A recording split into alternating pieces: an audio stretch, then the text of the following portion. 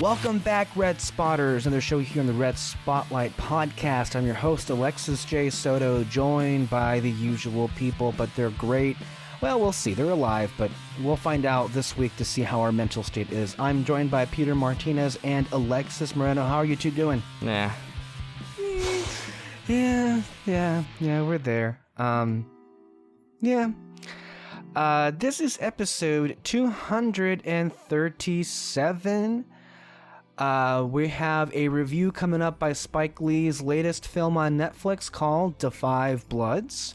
We'll also be discussing the controversy with Gone with the Wind being pulled temporarily by HBO Max with a promised return with more appropriate programming to accompany its return, as well as the issue regarding J.K. Rowling and her seemingly single-handed war against transgender people. We'll also be discussing the latest sweepstakes when it comes to films playing hot potato with what dates they're going to have and if and when theaters are going to open up again. In particular, Christopher Nolan and Warner Brothers not necessarily seeing eye to eye on what to do with Tenet and when to release it. All that and more here on Red Spotlight. And as always, we'd like to start off our shows, with catching you up on what's going on with COVID-19. It sucks. Everything sucks. Yep. It's getting worse. Cases are spiking. Elected officials are acting like the mayor from Jaws. We feel like shit. We feel pretty crappy about all this situation because we called it months and months and months ago, and there's no hope in sight. So, that concludes our COVID conversation for the day. I will add, as we do this every week, we have to update the number of deaths, people that we've lost because of COVID-19 in America. We're now up at 116,135 total deaths at the moment for COVID-19. 1 month ago, on May 15th, we had 87,000 dead. So in 1 month, we went from 87,000 to 116,000. I think that wraps up the discussion. Peter, Alexis, any other thoughts on COVID-19? It's not a good one. I definitely don't like it. Yep. So yeah, those are the updates. Not much going on there, except for, the destruction of society and people getting sick and dying. So if you care about that, well, that's an issue. Now to the matter at hand, we have, as we like to do every single week, a recap of the media that we've consumed in the last week. Oh, God. Alexis, do you want to start us off with what have you been watching? I haven't been watching much. Again, Last Airbender. It just doesn't stop. Still? Yeah. And then I, for some reason, started watching Criminal Minds. Oh, really? Yeah. But okay, the reason why I watched The Last Airbender is because some of the episodes scare me, and so I put it on to kind of not scare me. So you go back and forth? Yeah. But yeah, that's kind of it. I haven't really been watching much. I don't know, just don't feel like doing much. Well, in the last week, I've watched Tron, which was part of our To the Table programming that's coming back. Beginning this Friday, Peter and I did a review of, what was it, 1982? The 1982 extravaganza. A film with Jeff Bridges and others. And it was a one-of-a-kind experience, I'll tell you that. Our review will be up on Friday on the To the Table feed, which is part of our lovely Red Spotlight family, and we'll have a whole month of Tron coming at your direction. Other stuff I've been doing, I've been watching Doctor Who on HBO Max. That's the only thing I've been watching on HBO Max. But yeah. You don't watch Gone with the Wind? That movie is no longer on HBO Max. Oh, well, it is now. What else have I watched? I rewatched Jaws. Okay, so And it pissed me off. Wait, the Jaws Bear or what? The mayor. Yeah. The mayor and the fucking townspeople pissed me the fuck off. I had to pause it and walk away because it was literally putting me in a bad mood. Hit too close to home. It hit way too close because that's exactly how our own mayors are reacting to this. Our own local mayors are reacting that way to COVID-19, like blaming the whole specter of a deadly virus on the neighboring community as if, oh, it's only their fault and you got nothing to worry about. We're good. But not only that, the way to fix it is to just pretend nothing's going on. That'll fix it. And then everybody is shocked when something bad, horribly bad happens. Yeah. Because they just released a 4K upscale of Jaws, and so because every now and then Apple Plus does this thing where in your library, if you have some older movies and if they get a recent like 4K reskin, it automatically upgrades it for you when the 4K version is released. So, Really? Yeah. That's nice. Yeah. And that's kind of where I am. That's what I've been watching. That's it? Yeah, it looks like it. I haven't been able to watch as much this last week. It was this last couple weeks. I've been working a little bit more. But I saw the season finale of What We Do in the Shadows. I hear a lot of great things about that. Season 2 has been fucking great. And the finale was pretty awesome too. Yeah, guys, watch the show. Watch it, because I hate. I don't hate television. I love television, but I hate getting into television, at least while the show is initially running, because more often than not, it's like, oh, it canceled. We canceled it early, and you don't get to see how the show is intended to end, or it goes on for way too fucking long. And then it just falls apart into complete and utter crap, a la The Walking Dead or something like that, So it's like, damn, I like devoted all this. Who still watches that? Who? Exactly. But I've also been watching Hannibal. It's on Netflix now. Is it scary? It's very scary. It's awesome.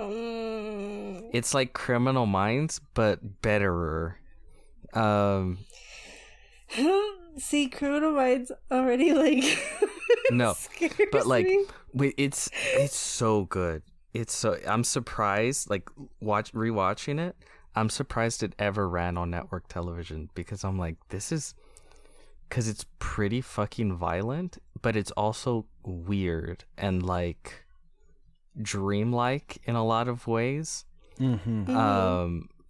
Even the violence, it's like horrific and beautiful at the same time. It's definitely not. None of the serial killers are like your standard serial killers. It adapts the first novel, Red Dragon, loosely, obviously, which is like before The Silence of the Lambs. And it's the main character is technically Will Graham, and the thing with him is he's an extreme what's the word? He has an empathy disorder where he has extreme empathy, and that extreme empathy allows himself to put himself in the mind of serial killers, like these crazy individuals, and understand them. And that, of course, catches the interest of one Hannibal Lecter. And the first season is a little bit more traditional network television, in which Hannibal is his therapist. They don't know that he's a serial killer at that point, and it's more of Will like solving cases week to week, sort of. But again, the cases are really out there and fucked up. But by the first season ends in quite the fucking cliffhanger, and then once you reach the second season, it goes off the rails a little more, and then the third season is also even more different. And the hope for the show was to adapt the Silence of the Lambs to, you know, for the first few seasons do Red Dragon and then eventually get to Silence of the Lambs. But guess what happened? It got canceled. Canceled! Yay! I don't think I have the stomach for that. I really don't. I'm gonna tell you right now. After I finish Criminal Minds, I the thing is, I like shows like that, but like they're so scary. They have this one person that like buries people alive, but allows like mushrooms to grow out of them, because they want to use them as like sustenance for their mushroom garden. It's all about everything is connected through life. Like this fucked up individual. I'm on season 2, and one of the killers they work in a natural history museum, and they structured like the bones. They basically create a giant murder suit out of the bones of like what's it called? Predators. So like a saber-tooth like helmet or whatever, and they used it to maul people because they believe that they're a wild animal or whatever. So it's like, but at the heart of it is like this really fucked up relationship between Will Graham and Dr. Hannibal Lecter that goes back and forth, and there's a couple twisty turny shit. It's good. It's I really like it. But that's all I've been seeing right now. I watched The Five Bloods. Yeah. But I think that's it. Yeah. I didn't write it down this time. Oh, I guess I watched, I mean, I feel like I think I mentioned it in the other one, but I did watch what is it called? I lost it. It's with the guy from Black Panther. With Michael B. Jordan, and he's like a lawyer. Oh, Just Mercy. Free Mercy? Just Mercy. Oh, is it Just Mercy? Okay. Yeah, I watched that one. And I think that's it. I was gonna watch Selma, but I forgot. I've seen Selma. I haven't seen that. At all? Mm-mm. It's about this guy, Martin Luther King Jr. He's pretty cool. Okay. Pretty cool. More people should learn about him. I mean, in fairness, Alexis and I did a whole show last week where we kind of like destroyed public education and, you know, the lack of civics and figures. Like Malcolm X, I'm sure, was one of those people that was briefly mentioned and then completely just moved on to the next thing. Oh, I honestly, I don't even think I mean, maybe they did mention him in school, but if they did, so no idea. I feel like so much of history, at least at like the high school education, is just like really, really broad strokes of like this era shit happened here, this era this shit happened here, this era this shit happened here, and then just sort of memorizing dates. Like this and that. Which is kind of fucking lame, because it's like first of all, no one's gonna remember the dates. Like I memorized all the dates. I already forgot all that shit. Like I did. Yeah. I think I feel like memorizing dates, unless you're like a history teacher as well, is kind of pointless. I think it's much more important to like understand the event. What's what's happening. Yeah. I mean, I had pretty good history teachers. But I just think like the whole just how we do it in the United States, I think well, I think our whole education system from the top down, needs that. But, history is one of them. It really is. I don't know. Like with the civil rights movement, it's like what you learn is Rosa Parks, Martin Luther King Jr. That's it. But the most important thing is they weren't violent. Make sure not to cause a ruckus, children. And it's like, yeah, but sometimes violence works. Why don't we learn about those people? And I think it's pretty deliberate that we don't delve into that specifically with the civil rights era. Yeah, I don't know. To my mind, I think we need to completely restructure how the Red Scare and the 1950s and the Cold War are talked about, because, and even when I was being taught about the Cold War, it always just felt like this weird section of history, because you don't really get any kind of a tangible reason why this is happening, and the Cold War isn't an actual like militaristic warfare. It's more of a war between spies and secrets. But I feel we need to completely refocus the Red Scare.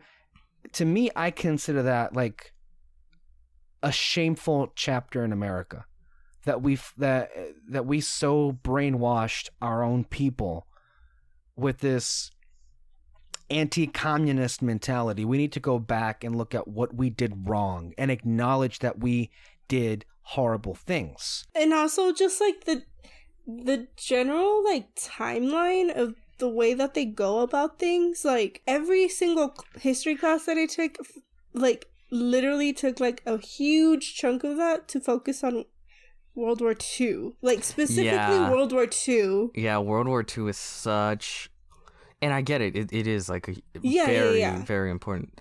But it's like, I remember learning so many fucking dates with World War II. And then it's like, well, this and this. And World War II is extremely important. Don't get me wrong. Yeah. But I feel like to condense everything in one class and then have that be the main focus of everything, when it's like so many things have happened other than that, and like other things are also important. I don't know. Well, again, I think it also comes down to we love to paint ourselves as like the heroes of World War II. So a conflict we didn't even join in until like we were personally attacked. So that just speaks to the whole mentality of America, is we don't give a shit until it concerns us, right? Who gave a fuck that the Nazis were gassing Jews, right? Like it only really affected us until we were bombed. And I don't know. I feel like there's so many documentaries that I've watched, and it's just like, wow, I didn't know any of this shit. And I learned, like, I learned the date when this happened, but there's just so much extra shit that went into it. And I understand, like, there's only so much you can teach, in a school year and like actively learn. It's difficult. Still pretty whitewashed though. Oh yeah.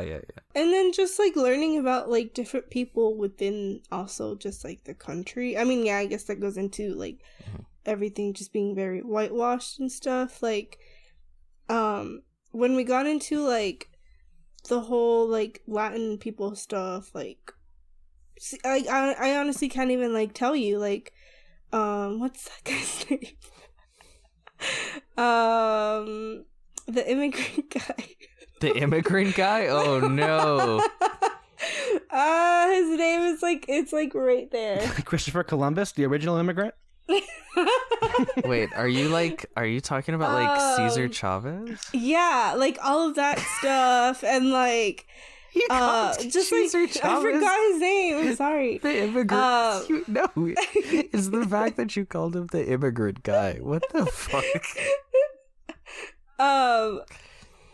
Like things like that. Like I don't know. Like I wish it had more focus, because I like, especially like in the community that we were in. Yeah, you would think that like something like that would be a highlight, a big focus. Yeah. You know what I mean? I guess my thing is like, I definitely think not just history, like the whole education system in America needs a huge ass overhaul.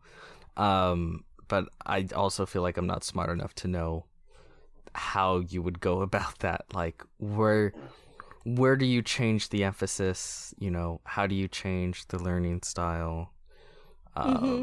Yeah, much smarter than people than me would have to figure that out.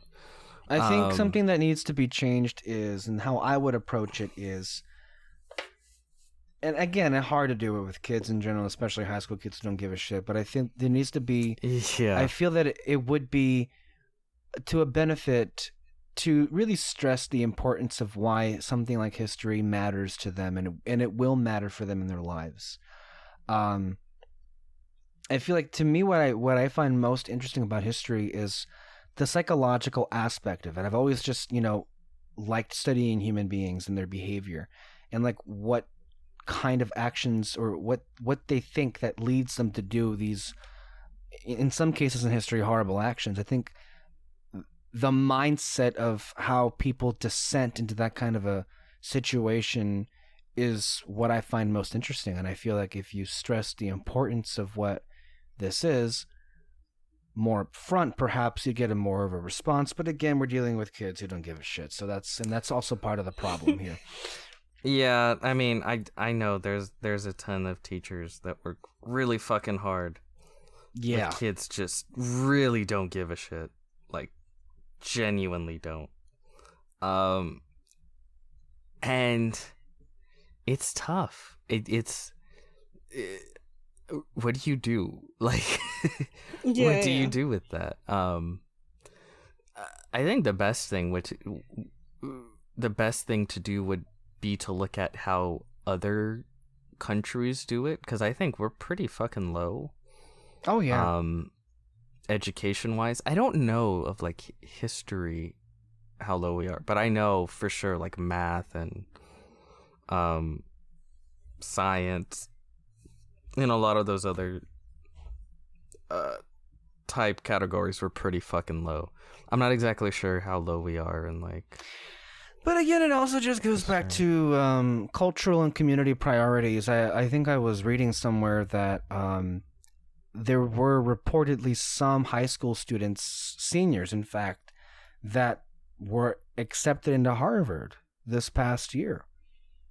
But in our community, you don't hear about that because no one cares. But what do you hear about? The latest athlete getting signed on to this team or that team or whatever college sports team there is. They make a whole big deal about that. They have a press conference. They have a professional shoot and everything. The newspaper, the TV's there. They have their own section in the newspaper. But what about the kid that got into Harvard? Where's that? The fact that that the community itself, plays favorites. Well, I mean, I hate football, so I mean, I don't give a shit. I mean, that's also one of the problems is that, and I mean, well, since you were on the football team, as you said a few weeks back, I'm sure you would agree that the funding they're as overfunded as the police are, especially with everything else.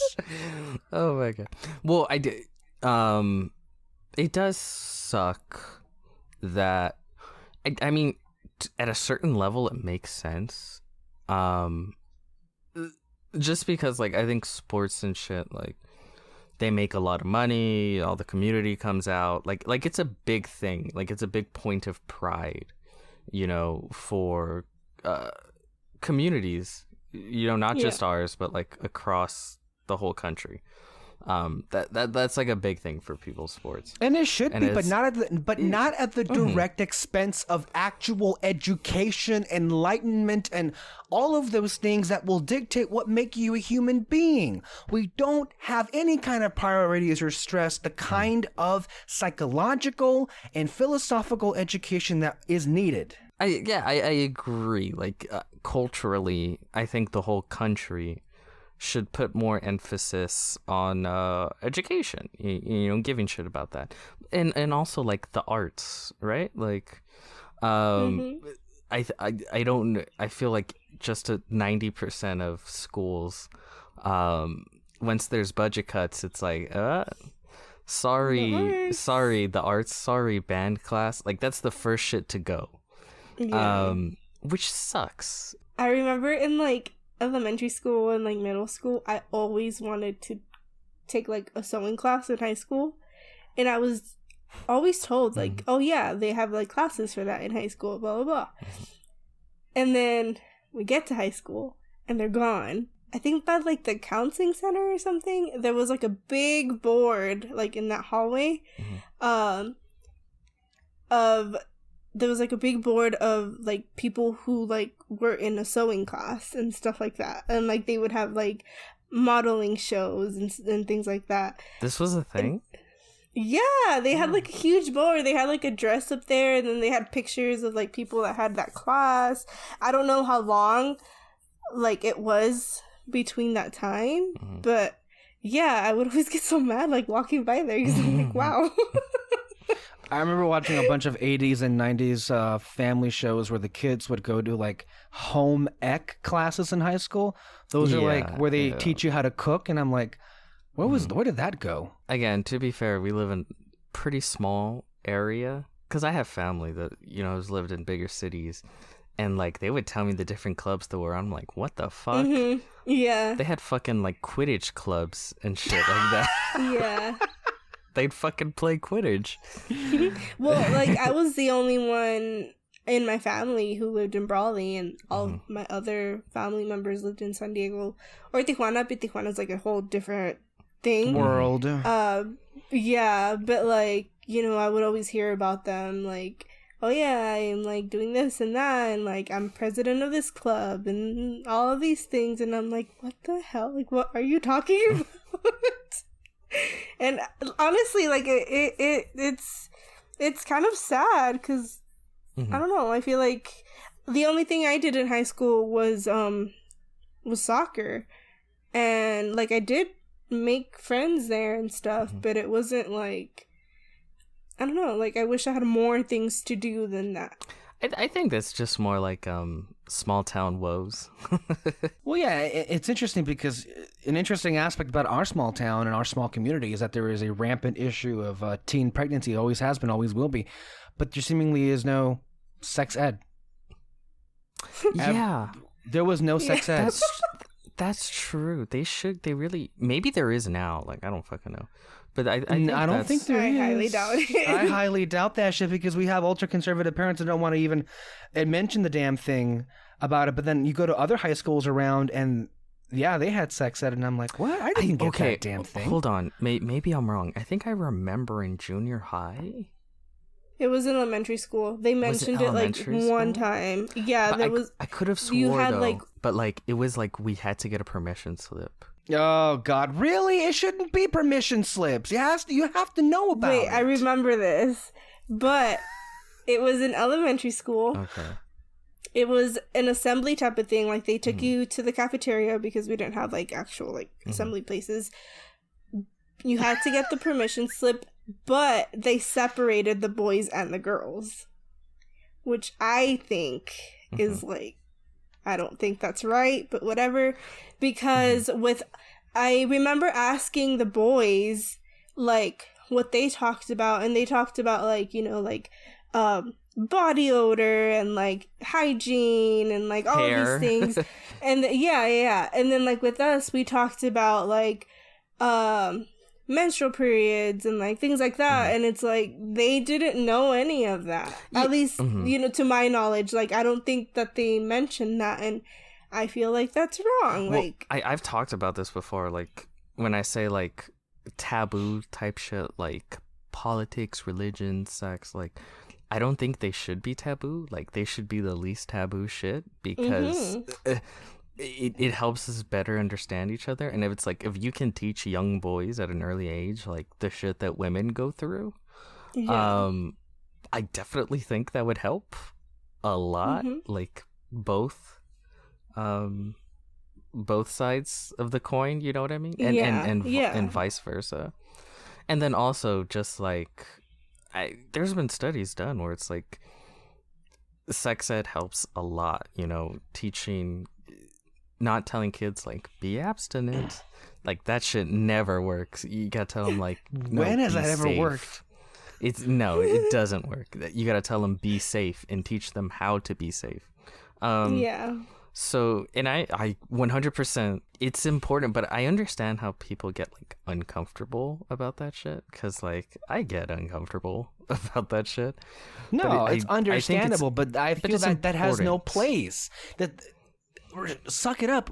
I think it's for the better good of the community if people are informed and educated. I don't know if this is radical or not. I think high schools should have readily available, like, well, I don't know about high schools, but I think for young teenagers, readily available, like, condoms or contraceptives and stuff like that.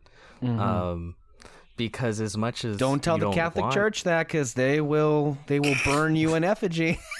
You know, you can say that, but the Catholic Church is a prime example of like,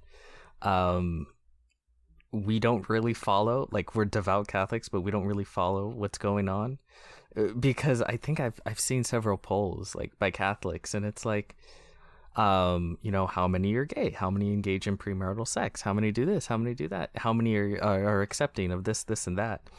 And yeah, the findings are pretty obvious, you know, for that kind of shit. But yeah, like kids that age, whether you like it or not, are going to engage with that kind of shit with each other. So I think the best thing you should do is like education, provide them the tools to be safe. Yeah. Why did we turn this into a sex ed? I don't know where we got Episode. here. We were just, I don't know. We're talking we just about went history. into a comprehensive overview. I mean, of it kind of goes into what we're going to talk about. So. But I don't know. At least where we are, I think we had pretty good history teachers. I feel like I learned a lot. No nepotism there, right, Peter? That's not nepotism. I know, but No, it's your family I think I had. name. You know? I think I had good history teachers. I think it's just what they teach might be the problem. I think it's the like curriculum from Yeah. like these are the things they need to learn, like this and this. And again, I'm not gonna sit here and act like, well, obviously you just need to do this and this. Like I don't know what the answer is. Yeah. But I also know like it could be better. You know what else is interesting is like how much of your senior year was kind of like a waste of time, as far as classes Oh my are concerned. 'Cause, god! like, Are you I feel kidding me? I was not there like half of the time. Exactly. I feel like half my classes didn't matter. No. I didn't learn anything. I was just there to be there. I had.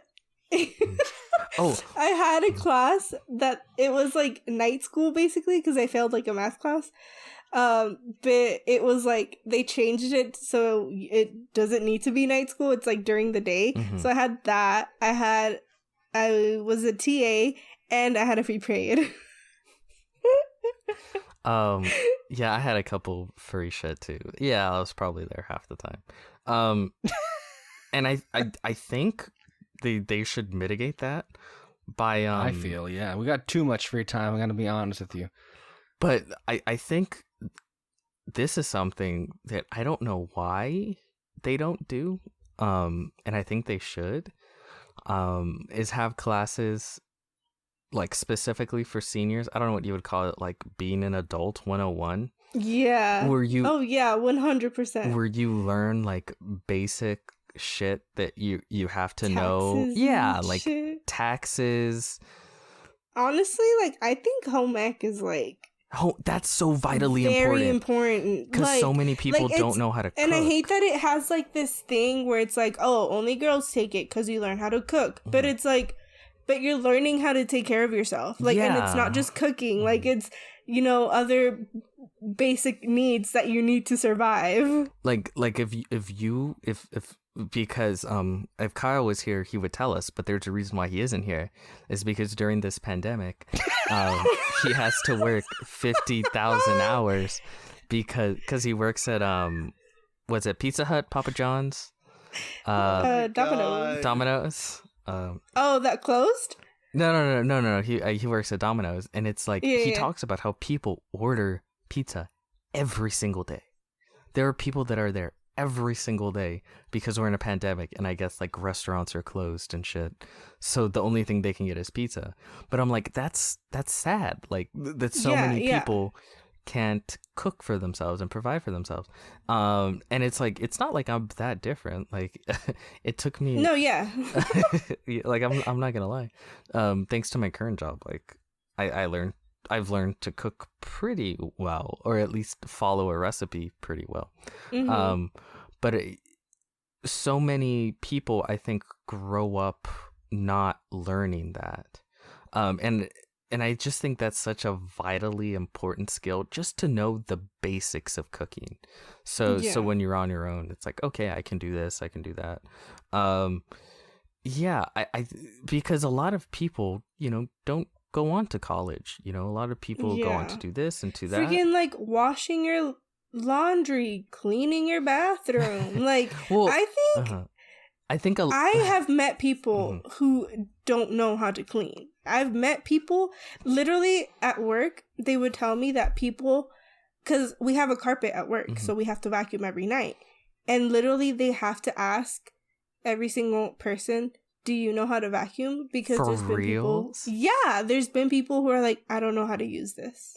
What the and Yeah. and a lot of people would say like, oh, well, that's like the parents' job to teach them that shit.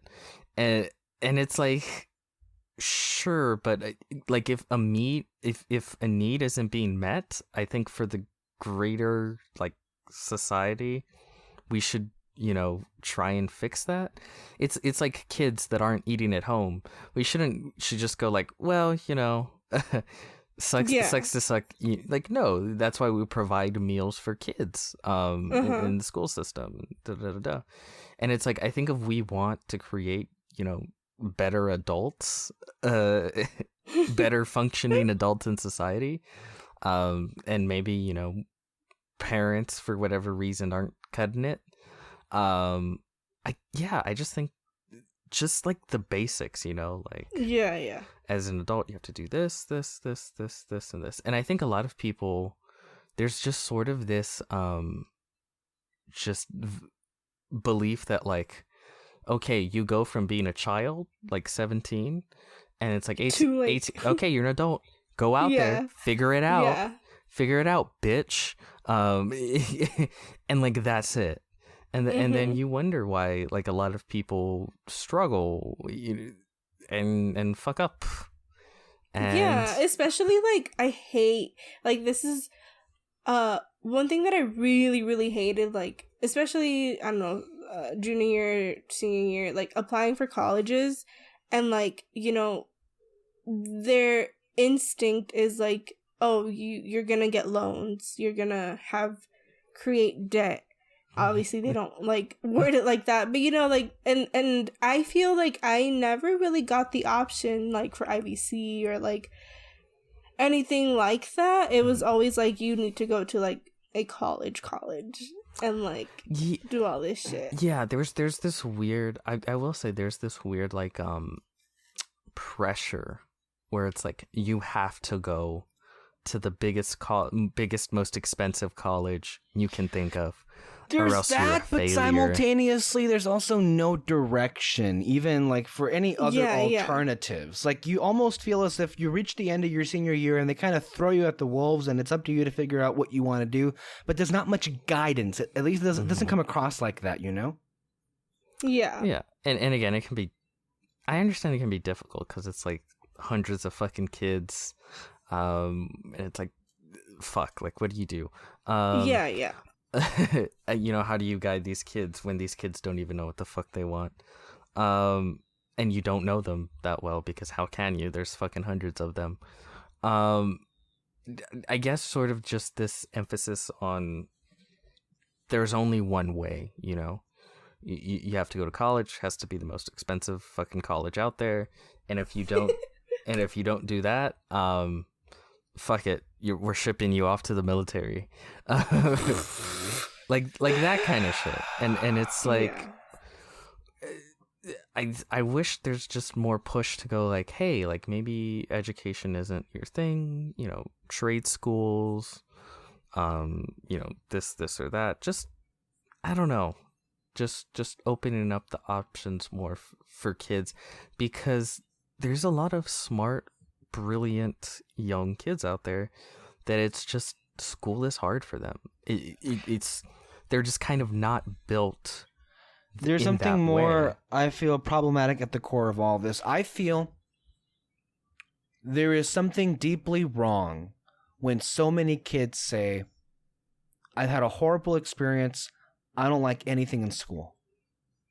Like, doesn't that somewhat imply the schools have just failed in general? Like, well, I feel like, and again, I have no idea. This would be an interesting topic to like actually research, like do studies on, but I have no idea. My assumption is that maybe we have too much of a one size fits all way of teaching children. Oh yeah, we do. Yeah. Where it's like this is the one avenue to success, and if you don't make it, you're not good enough. Tough shit. Welcome to the real world. Like I don't know. Just in high school, I just feel like so much of that is like, you can't hack it now. I guess you're not going to hack it as an adult. And it's like, well, maybe maybe help them, to hack it. Yeah. Maybe school isn't the number one. Isn't the best thing for them. I think, this was really a long time ago. I was watching a TED Talk, and I think someone was like talking about education, and I don't remember the full thing, but I do remember this little story that the individual told about how like this girl was just doing terrible in school and like really, really bad, and I guess like, I don't know if it was the teacher or whatever, they took the parent. What they did was they were in a room, talking with the kid and the parent, and then they walked out of the room. Before they walked out of the room, I think it was like the teacher turned on the music and then walked out. And then once they were outside of the room, the teacher was like, told the parent like, wait, like look, and then I don't know how they could see, but they looked in the room, and the kid started dancing, like. Going off dancing. And I guess the teacher was like, the issue is, your kid isn't this or that, your kid's a dancer, and that's sort of where their life is headed and something like that. And I think like, yeah, like that's neat. There and are that some too people in and of itself can be successful. I think really that's what it comes down to. I give you Uncle Iroh, one of his wonderful quotes from The Last Airbender. Follow your passions and life will reward you. Mm-hmm. Do that. Let's encourage more of that. Let's encourage people to be passionate about living their lives. Let's encourage people about choosing what makes them happy rather than what gives them money. That's like too real. But I think that goes back to like a complete restructuring of like society and how we view. I think so much it's just sort of normalized this idea of like work, that your life only has meaning while you're working, and sort of being tied to that. And I'm not saying working is bad, or that, hard work and, trying hard and doing your best, like these aren't awesome things.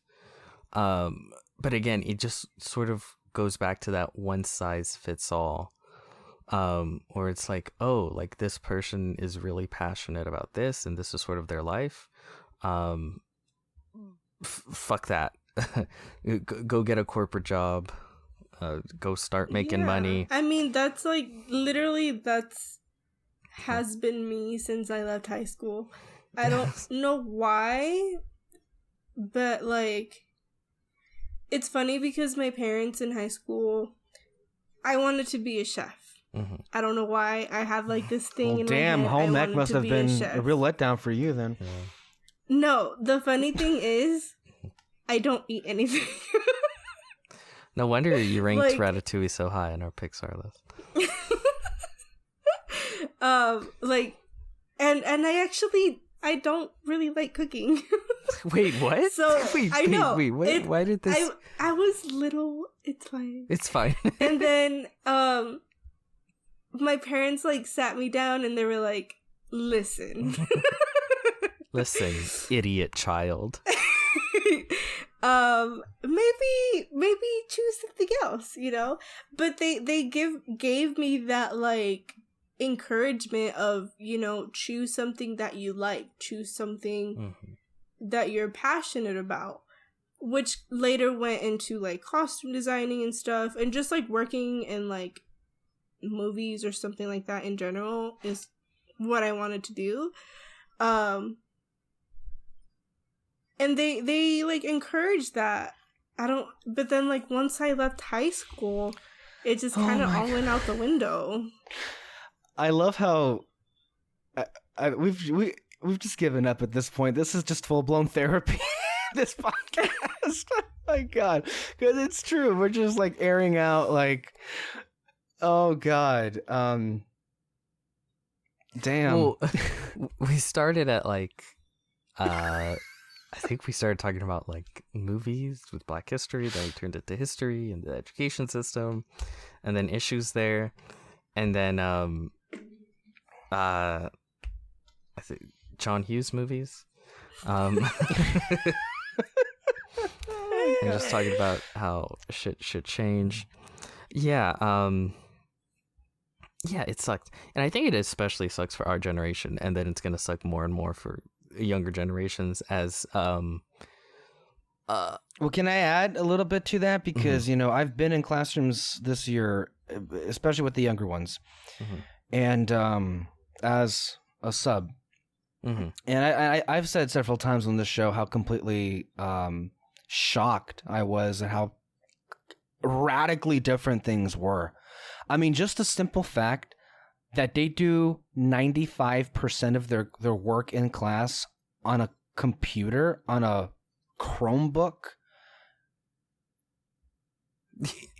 That inspires a different kind of mentality that I find dangerous, because they and that's not to like knock it out entirely, that it's like, oh, they shouldn't be doing that, but it almost turns it into daycare where, and I'm not gonna lie, I had to rely sometimes on bribing them with getting to use their Chromebooks to shut the fuck up sometimes. Not gonna lie, but like it works.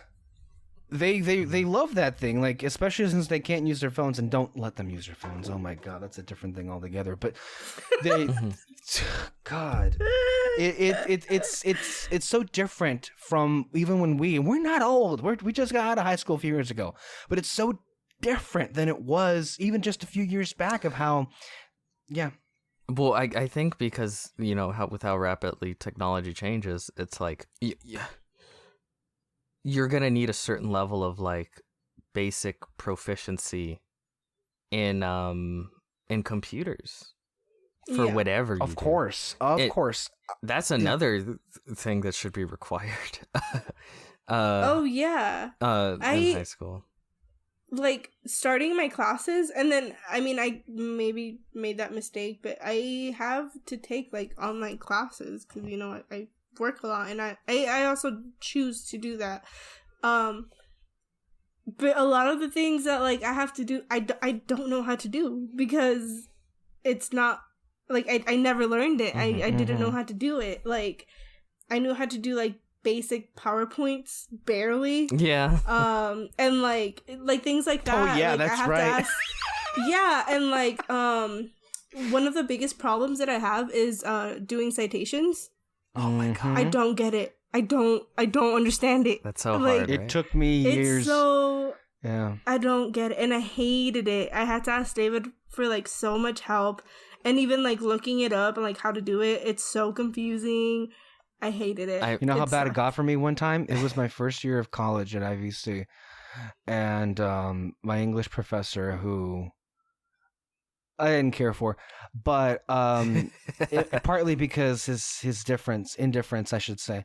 But he gave me like a failing grade on a paper because, well, first of all, because he gave me a failing grade because he reported it for plagiarism. Oh shit.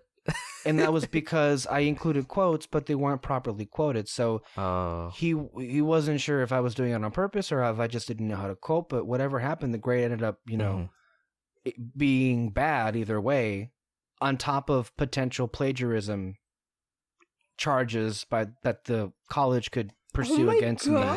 So it was like, okay, well, I thought I was just doing it the way that I've always been taught how to do it, but I guess that's not right. Yeah, okay. That's really bad. For me, it's like when typing essays, right? Like as far as typing, like I type one finger at a time, Yeah. Did you ever take a typing class? Huh? You never took a typing class? No. Really? I really should have. Are you fucking kidding me? That one's on me. No, but no. Oh, wow. Well, honestly, like, it just wasn't... I knew it was there. I knew people who took it, but it was never, like, a necessity. Like, they never made it seem that way. Yeah, I've always been better just writing pen and pencil, or, like, paper and pencil. But then it's like, now you need a computer. But it's not so much that. I can get by typing that way, but it's like, I'll type, and then, like, I don't know what I do, but then it's like, boom, like, the paper shifts, and I'm like, fuck. Like, what do I do? Like, like, do I have to retype this? I don't know, and I freak out. But I know other people, it's like, oh, no, you just hit this button, doop, and it's fixed. And I'm like, whoa, like, where'd you learn that shit? Yeah. But I think, luckily enough, I do think computers might be one thing that there is a focus on now. But yeah, I think we were at the tail end of them not giving a fuck that about shift. Yeah, that shift. We should probably move on for the other topics that we have today, because it's a lot. Let's talk about Gone with the Wind. So Gone with the Wind was temporarily pulled off HBO Max because it is a very problematic and controversial film.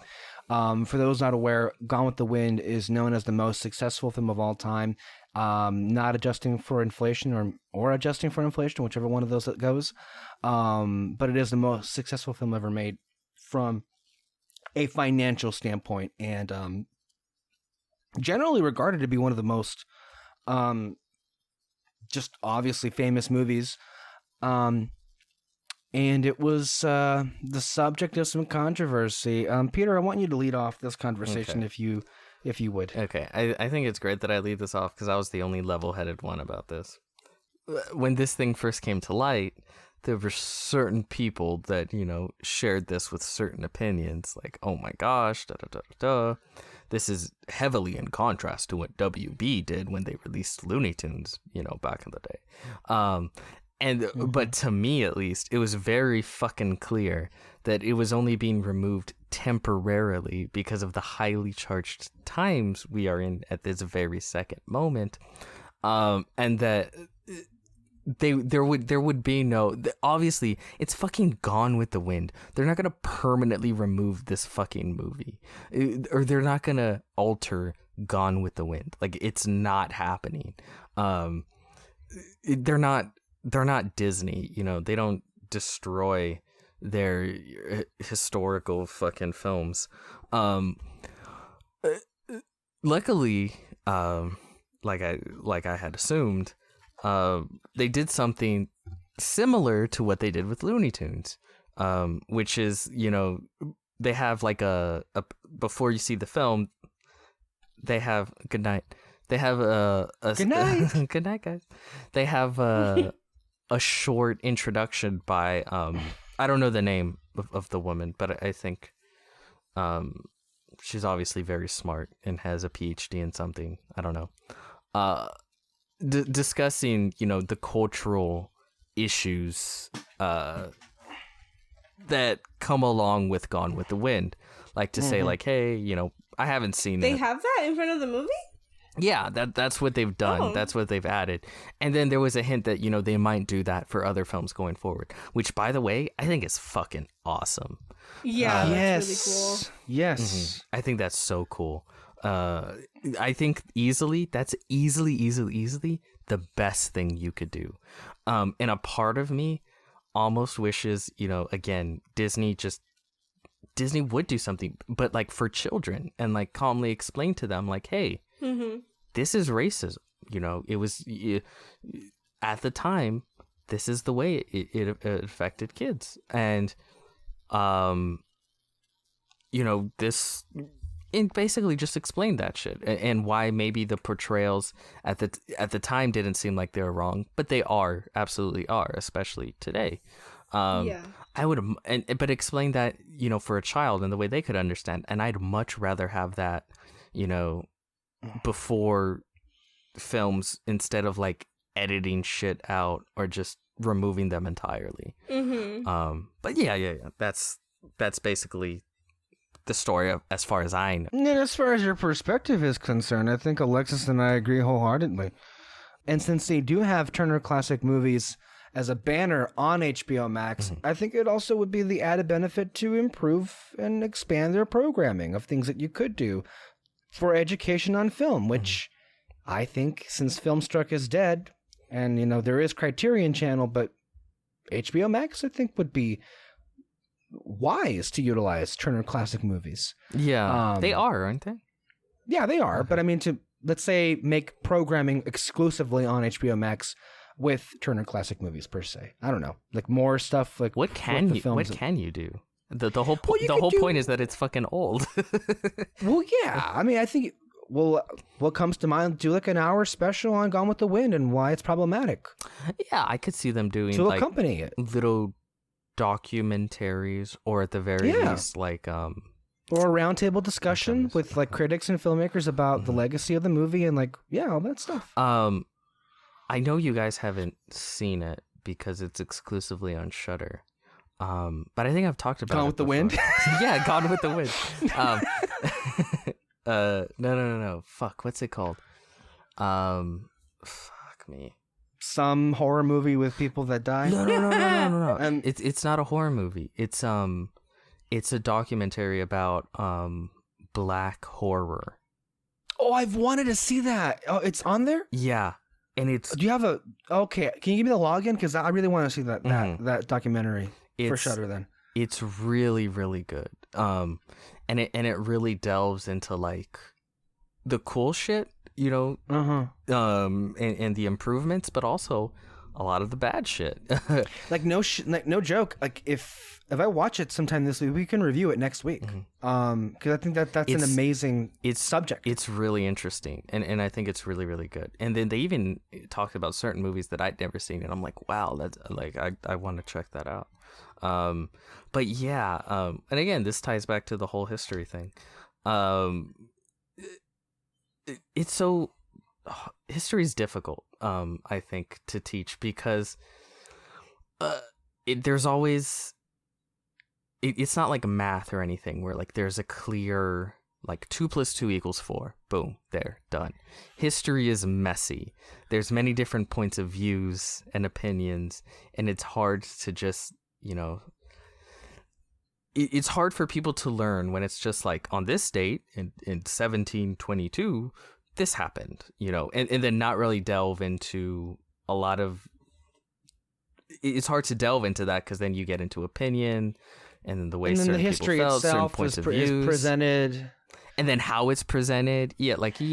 So I just think anything you can do here and there to just give people a perspective on history that they've maybe never seen before, even if it's just before clicking on a streamer to watch a movie, just give them a small little bite of like, hey, like historically this is where this happened, this is why it's kind of fucked up, this just to give people a little bite of that, I think can go a long way. And I want to say, I mean, to just prove your point even further, Moreno and I talked about last week, about 13th, the documentary by Ava DuVernay. And I had mentioned that in our broad discussion of history classes and curriculum, that in some southern states, the Civil War isn't called the Civil War. It's called the War on Northern Aggression. Like, no, okay. I don't want to just I don't just want to like go off and start shitting on certain parts of the country, but like I've seen shit in the past where it's like, especially in these southern states, where it's like, fuck you, we're gonna teach what we want to teach, and then like you look at their history books and it's fucking wild. A lot of the shit they include and don't include, and the way they word shit. God, I remember seeing like a documentary a long time ago that's, I think it was about education, that like delved into that kind of shit, and I don't remember any specifics. I just remember going like, wow. And it was stuff like that where it's like, it's not the Civil War, it's Northern aggression. Like, fuck so bad. you. And then today actually there was somebody who tweeted out like about like, they were talking about like the Confederate flag and everything that's happening with that. Oh my God. Can you believe that's an issue again? Yeah. No, and she wrote down like, this is like a real thing. Like, I grew up in the South. I like, that was my education, or that's where I got my education, and the Confederate flag was everywhere, and it was never like a symbol of hate, or it didn't seem that way until she learned the actual history of it, and she was just like, okay. That's crazy. That's you know what? crazy. I'm gonna go out on a limb. I think I'm canceling the Confederacy.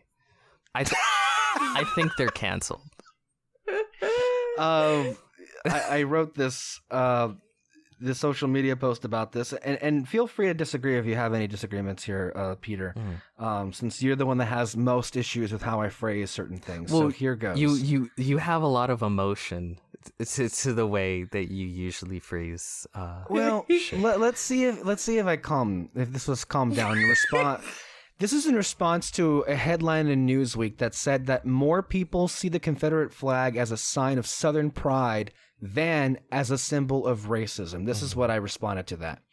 I'm not sure there's much of a distinction between Southern pride and racism then.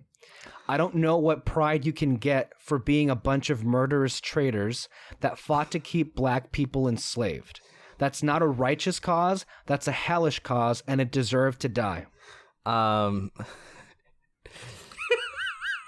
I go on and I say that a Confederate flag to a black person is what a swastika is to a Jewish person. It's a symbol of terror. Well, yeah.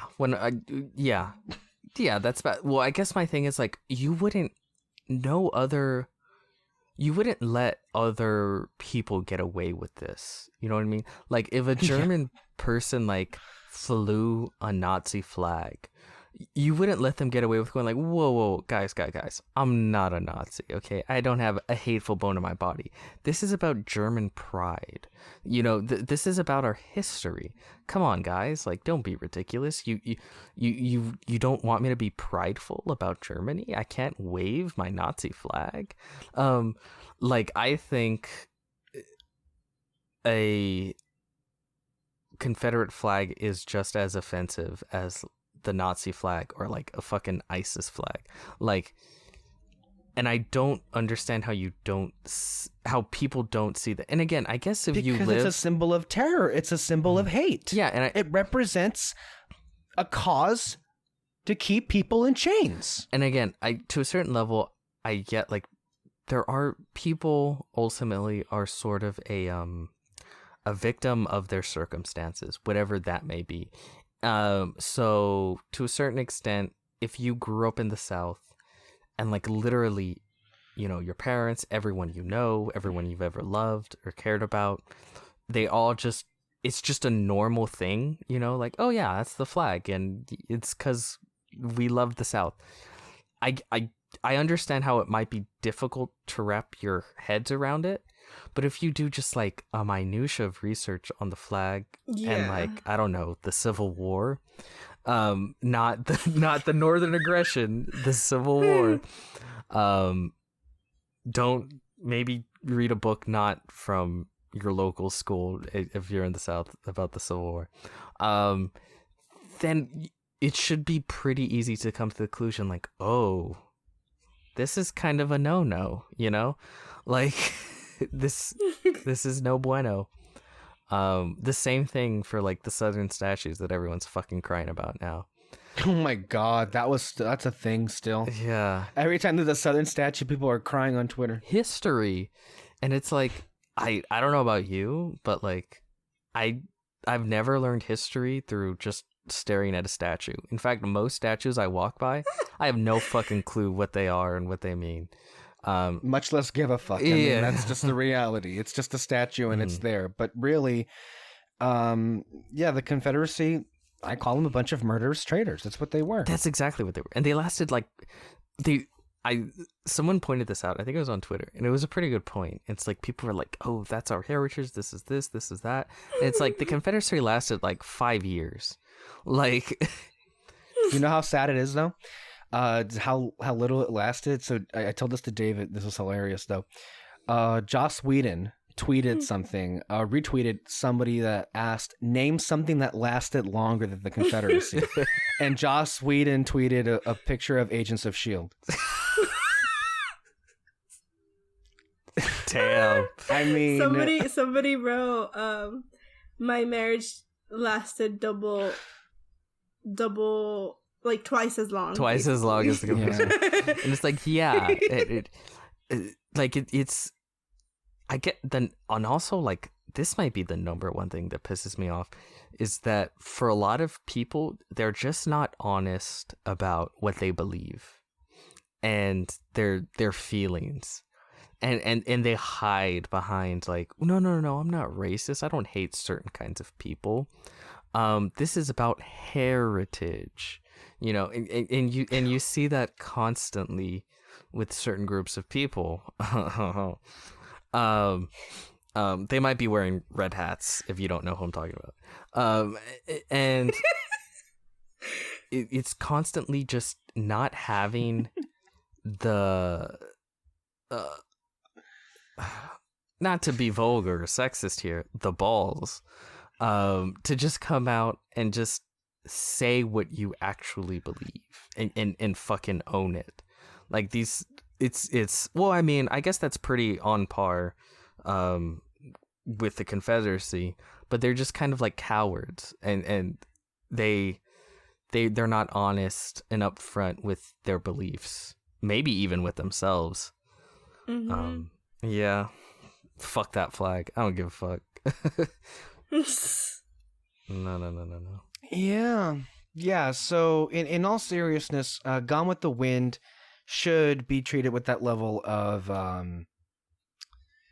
warnings, obviously. But, you know, just real quick before we move on to the next thing, like, we've all seen the movie. I think maybe several times, maybe a few years back. It is, without question, one of the longest movies, if not the longest movie ever made.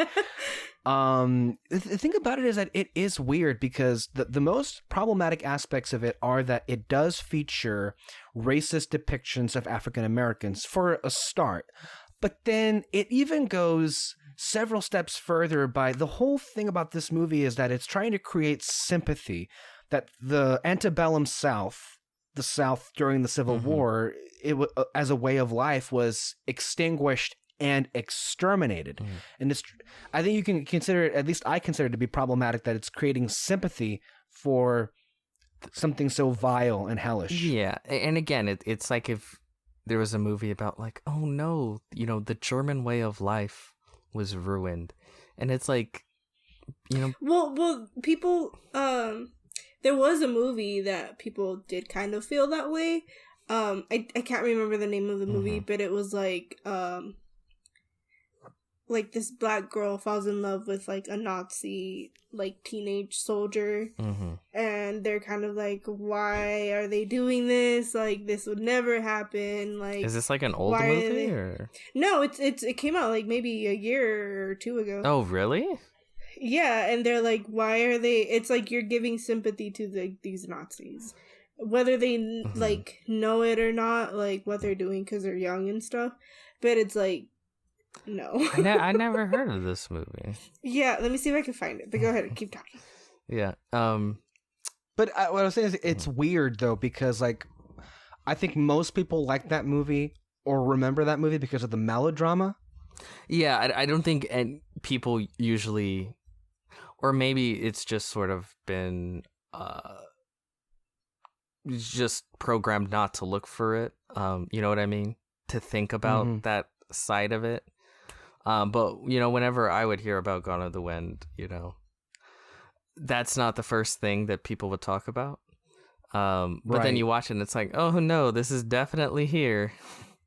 Yeah, it's pervasive in the DNA of the movie. It's like, I don't think it's ever explicitly said, but it's just like, it's showing you right then and there. Like, which is, kind of makes it more dangerous, because if a movie comes out and it's explicitly, like, has bad themes or bad messaging to it, like, okay, like, you understand and go like, okay, this is bad. But if a film is very sly, and maybe the film didn't even mean to be that way, again, it's the times that it was made. But just sort of subtly like, oh yeah, and the way of life was so wonderful and grand and da-da-da-da-da. Well, we know what Spike Lee thinks of it. I know in the beginning of BlacKkKlansman, he used images of Gone with the Wind with these mass, like basically a mass grave of all these dying like Confederate soldiers. And then he played it, I think, alongside other clips with, is it Birth of a Nation? Is that the KKK movie? Yeah, is that what it's called? Yeah. Uh-huh. Okay, yeah. Another movie that is very problematic. I mean, it's the definition of... Yeah, it's a Klansman film, a pro-Klansman movie.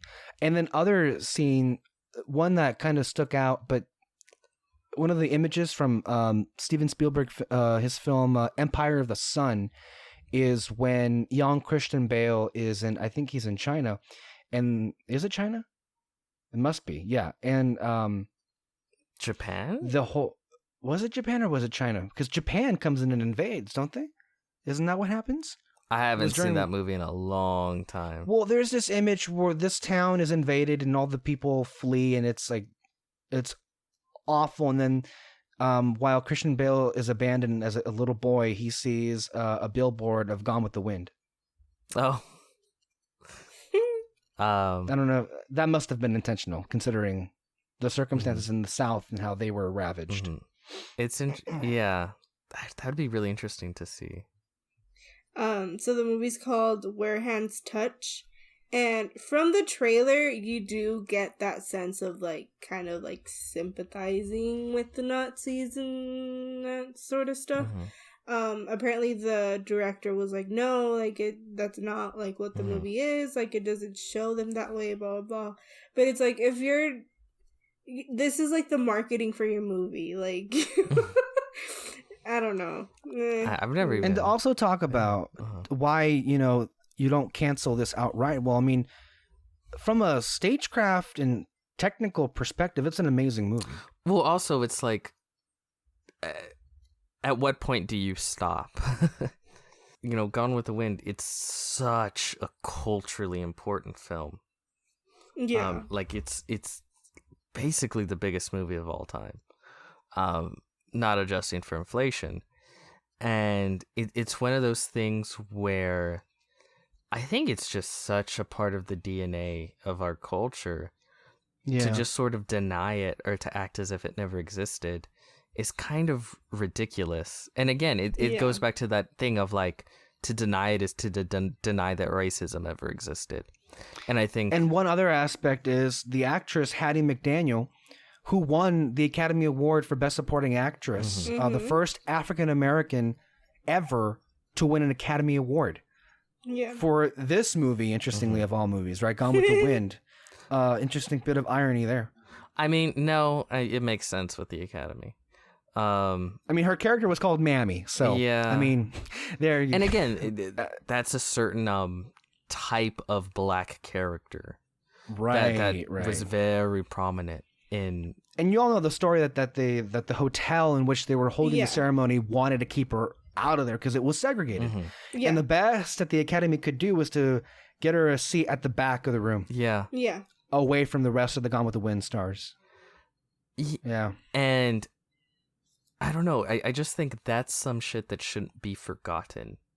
or Yeah. denied. Like, and I think that's why it's important to just not be like, well, let's just start throwing away movies and we're because again, culturally it's important, just basically all the things we said. And then, like I had said before, at that point, like, where do you stop?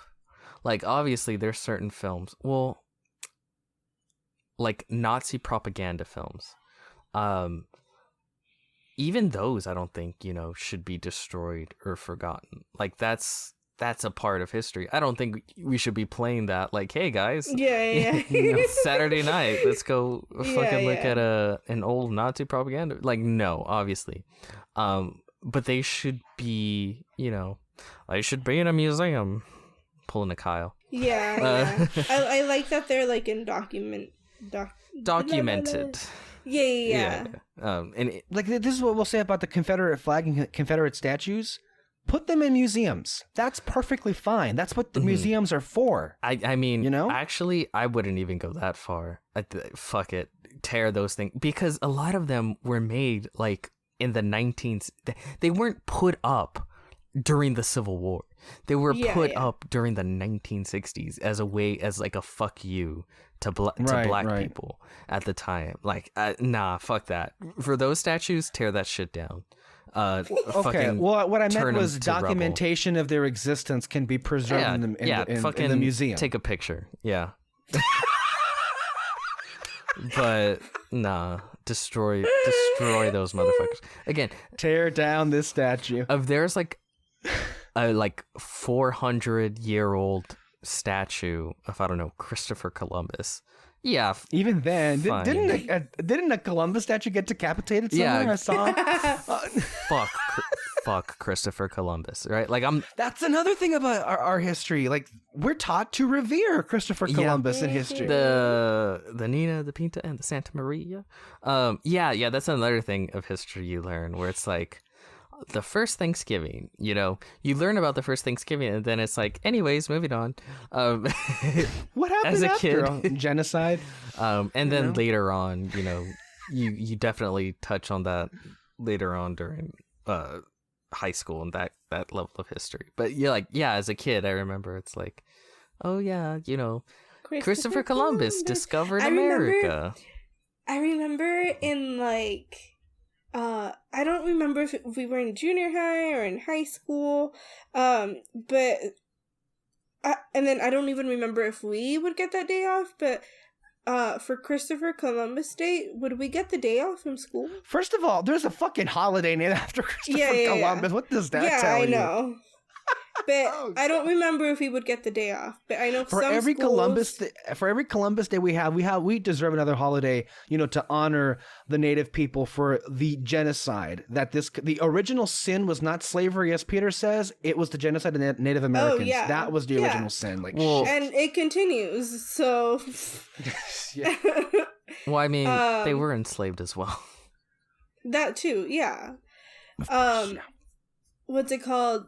But I remember, like, I don't remember if we were then, but, like, we had family members over, like, before that day, like, on the weekend, and they were saying that they had that day off, and everybody was kind of like, why is this, like, a thing? Like, why are they getting the day off? Why does he have a holiday? Blah, blah, blah. And they were kind of like arguing amongst themselves. Mm-hmm. And I was just very confused as to what was going on. Because I was just like, well, I don't get the day off. Like, well, this may seem like a dumb thing to fight over, but I remember that I heard that it was a hard thing for civil rights leaders to get a national holiday for MLK. Yes. That's crazy. Stevie Wonder even wrote a song about that. There were certain individuals, I can't remember who it was, but like prominent individuals that like fucking refused, or like no. Yeah. Damn. I don't know. I'm starting to think this country's a little bit racist. I don't know about you guys. Might have I think we're in agreement that HBO Max did the right thing Yeah. I think that's taking it down in this moment and then bringing it back up with more education on why it's problematic. That's the best situation, I think. And that's the best what outcome. Disney should do with Song of the South in particular. They should do that same thing. Yeah. I guess it is difficult with Disney Plus because it is targeted at children, and it's this idea. I mean, they like half their programming is documentaries. What's one more? Make a documentary about why the Song of the South was bad. I guess because it's like just do that. with Disney Plus, a lot of it's intended to like throw the remote at the kid and like, here, shut up for 5 hours. Yeah. And yeah, because they want to see the Mandalorian documentary for 5 hours. Yeah, well, that's for the Disney fan. And the Star Wars fans that like, eat up everything Star Wars. Speaking of The Last Jedi, no, this is how it ties into The Last Jedi. No. Yeah, I guess that's a little bit different because then it's like you don't want to just leave their kid and then I guess they come back watching Song of the South. Because that's why parental controls exist. I don't know why. But I don't think Disney do doesn't want to have parental controls. They want to be like, we're the In my view, we're the it's family company. It's causing them more problems not to. It seems like from a creative standpoint and a programming standpoint. Let's just be real about that. Maybe it'll get better once they get more programming. I don't know. They just dropped Artemis Fowl and everybody's loving that. God damn. Oh no. They made that for a theater, by the way. They made that for a theater. And you know what's crazy? They didn't even throw that shit to like digital home release where you have to purchase it. It went straight to Disney Plus. No one bought that shit. That was $125 million movie. That's crazy. What a waste of money. What a fucking waste. But yeah, good on WB for that. I think that's good. Now, let's move on to another controversy. J.K. Rowling. Oh, no. Not J.K. Rowling. Well, J.K. Rowling for the past year has tussled, shall we say, with the transgender community in many respects, being very antagonistic towards them. And it has caused a huge backlash from just about everybody. And it got even worse, I believe, last week when J.K. Rowling had the good sense to, out of nowhere and unprompted, just drop an essay about why she is concerned about the rise of transgender people in the world and why that's bad for girls and everything. And I have... Did you read the thing? I did, and I have a particular line that I wanted to read because I was actually reading a bit of it with Alexis Moreno. There was a part that kind of got me. You were like, what? Yeah, because let me find it, and then Alexis, go ahead and basically, like, what's at least this recently what started it is that she put up a link, and it kind of ties into what we were talking about earlier about like giving like sex education and all that stuff. It basically talks about how we should talk about. Wait, stop. I just remembered something that also pissed me off from months back. When I saw this was, I think somebody had posted this on social media in our local community that went to our high school who was in our grade, and this person was raging at the idea that they would include LGBT history in the curriculum because, and I quote, "I have nothing against gay people, but I don't want my kid learning about that. They're too young." Learning about wait. Hold on, this makes me laugh. What do they think the history is? Like, do they think like, okay, so in 1822, this individual took out their, and then just go into extreme detail about them having sex? Like, that's, what do they think gay history means? Like, I think it's so weird to me. And I think this is like a more softer, discreet level of homophobia. This notion that being gay is immediately sexual. Like it's immediately Yeah. sexualized, and it's like being straight isn't immediately sexualized. When you learn about George Washington, it's not, you know, it's like whoa, he was straight. I don't want my kids learning about that at such a young age. You know, like he had children. I know how he made children. Okay, I don't want them like no one thinks that way. Like it's ridiculous. It's crazy. But like whenever it comes to like gay people or you know, lesbian, bi, trans, I don't know the whole letters, I'm sorry. Non-cisgender, the whole thing. Yeah. LGBTQ plus. Yes, That's the safe way to say it. QIA plus, there's something like that. It's immediately like heavily sexualized, and I think that that's a way of like, it's another way of saying these individuals are like quote unquote degenerate or something like incredibly evil. In that's another way of like putting these sorts of people down, and it's so weird to me. It's the same way where it's like, well, I don't want there to be a gay couples in kids films, you know, like I don't want them seeing that. And it's like, seeing what? Like You mean pornography? Is that what you think they're gonna show? Like kids films from the very beginning have had straight couples and like they kiss, and like no one's like, huh, that fucking Snow White, that slut, like no. No one says that. It's crazy. To be fair, I'm sure there was some grandmas in the 30s that probably looked down on it because you could see her ankles. Maybe. Oh, her ankles. I don't know, maybe. But like, it's crazy to me. And she lived with like. She wore men. red lipstick. That harlot. No, but yeah, like that's another way of like a more subtler form of homophobia. In transphobia, that goes on there. But yeah, go ahead. I can't believe they said that. Oh my god. I know it's enraging. And then just one thing that's a positive where I don't know if I shared this story, but a few months ago when I was subbing at our old high school, they had a really actually well thought out and a well budgeted event when it came to celebrating Black History Month, and all, you know, really cards on the table. Our community, African Americans are a very, very extreme minority. Yeah. in our town.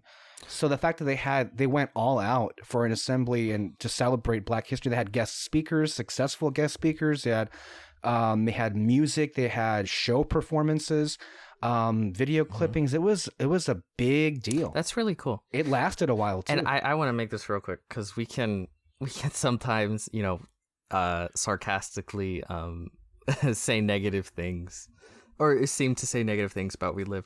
I love where I live. I love the community that I grew up in. I wouldn't have it any other way. I wouldn't if I had my choice. I think everything that I am is a product of where I'm from, basically. Yeah, I love it here. Like I genuinely do love my community. I love my town. I love the people here. I love them so much. But yeah, I just want to make that known because we can. Yeah.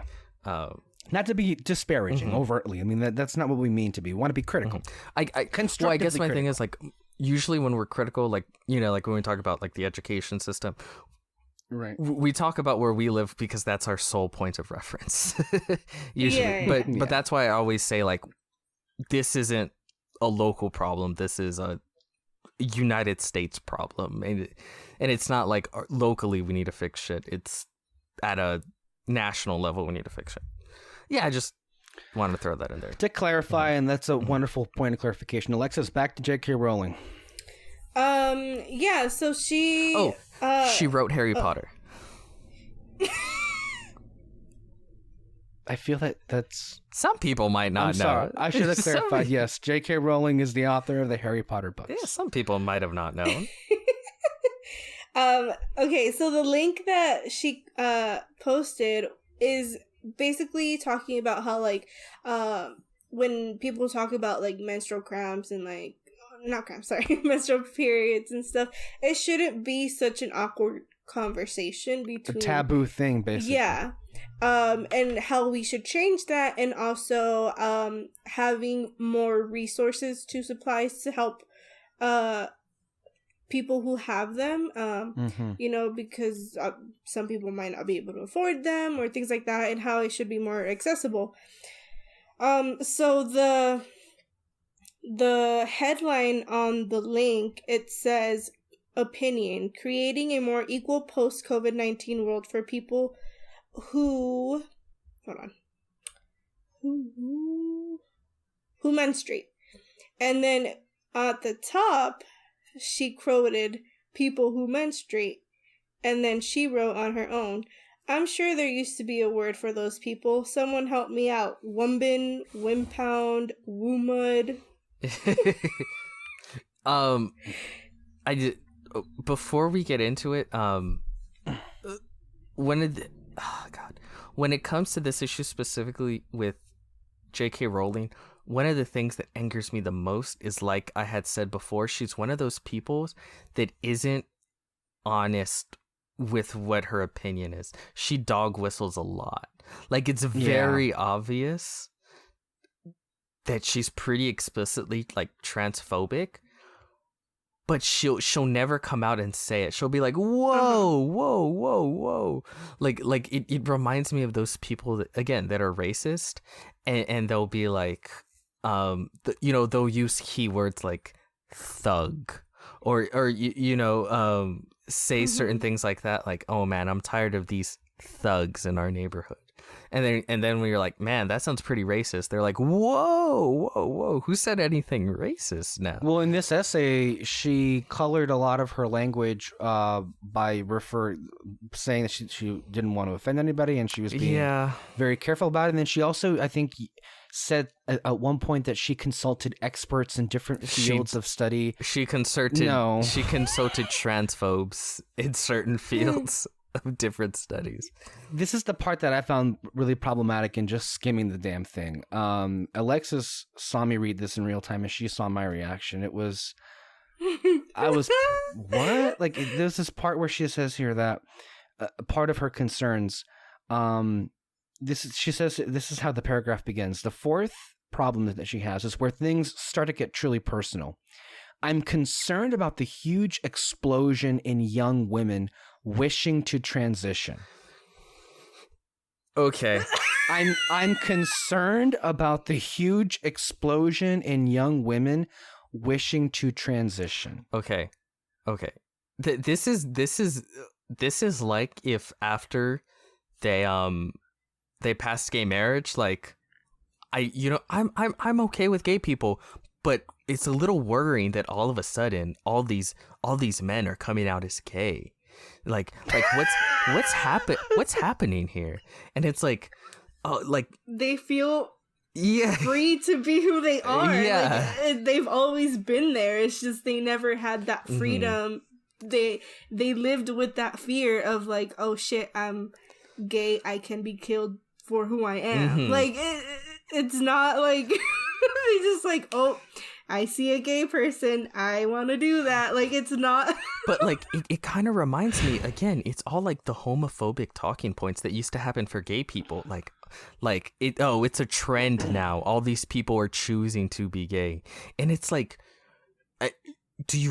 no one is choosing to be gay in the same way no one is choosing to be trans. Like, the amount of shit that you get for being trans in the world, like, United States, being real, United States is probably one of the best places, and it's still a fucking hellhole, to be a trans man or a trans woman. So the idea that people are like, yeah, I feel like I'm gonna be trans, like, no one does that. Like, it's just it's not a thing.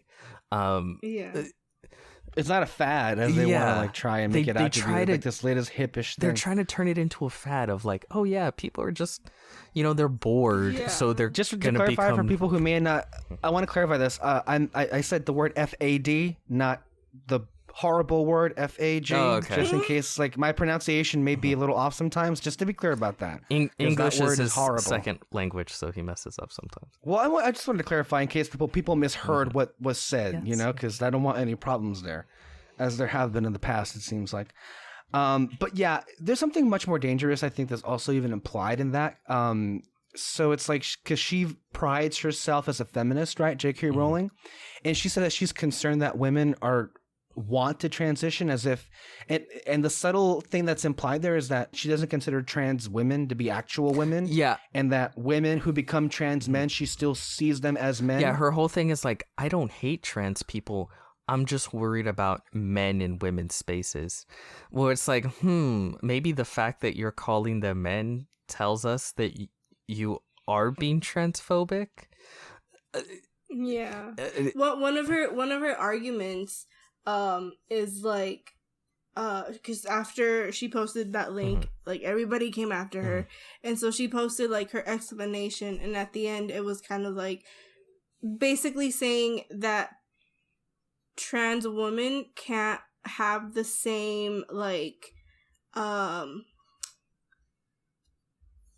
what's it called, like they can't feel what we actually feel, like I mean, I guess you can use that example of like, you know, when you go out at night, at least, I mean, that happens to me too, like you when you go out at night, you kind of have to like watch out, like they can't feel that way. What the but it's fuck? Like she didn't use that specific example, but I think that's where she's going because towards. That's crazy. But she did use the example of basically like in her work, not like specifically use it, but I think that's what she was kind of referring to, where like, you know, she had to put J.K. Rowling for Harry Potter to sell rather than her actual name, because people thought like, that, you know. But that's so I'm sorry, that's so stupid. Oh my god, like do you really think trans people are just like accepted out in the streets? Yeah. Like basically, like they can't have the same problems that we have. Yeah, is I think what she's trying to say. There's a reason why like trans women, I don't know if it's trans women as a whole, but like, or like black trans women, like the life expectancy rate is like 35. Like it's crazy how much. And you don't think part of it is because of hate crimes? It's 1000%. Like so much of that is, that's what it is. And like the idea that like trans people are more accepted than women, that's so crazy to me. Like, do you? I don't know do you think like? I don't know what she thinks. Like, does she think like a trans woman walks down the street and then they're gonna like, I don't know, harass her? But then they're like, oh, you're trans. Oh, never mind. So sorry of me. Yeah. I profusely apologize. Maybe she thinks that like, you know, they are quote air quote men, that they can defend themselves. Like, is that how she sees it? Like, because then if she sees it that way, then that's a problem too. Yeah, no. Like that's ridiculous. But then I also see like a lot of transphobes try to reduce it to like, oh, well, they can't give birth, they don't have ovaries, or they can't have periods, and it's like, why? As a feminist, why would you ever reduce women down to their reproductive area? Yeah. And like, to me, that's there are women who can't do that. Yes. Like, what do you think of them? Are they actually women? Like, that's so crazy. Does it make any sense? As a feminist, why would you ever like reduce women to that? Like, oh no, she can't give birth, she's not a real woman. And it's like, like, you sound like the sexists that are like, women are just there to, you know, multiply. Yeah. Like, I don't know.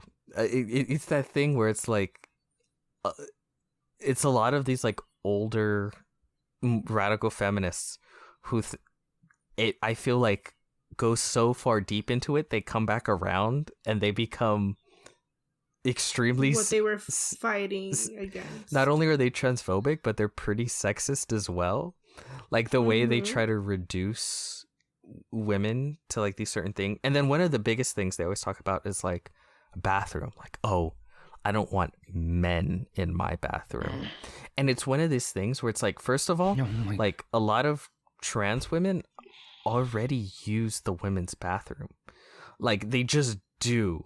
and you've probably never even noticed, because there's literally no evidence, there is no data that shows that allowing trans women, or just allowing people into the bathroom with which they identify, leads to any sort of increase in attacks or anything like that. Like, there's zero data, none, but they always bring it up.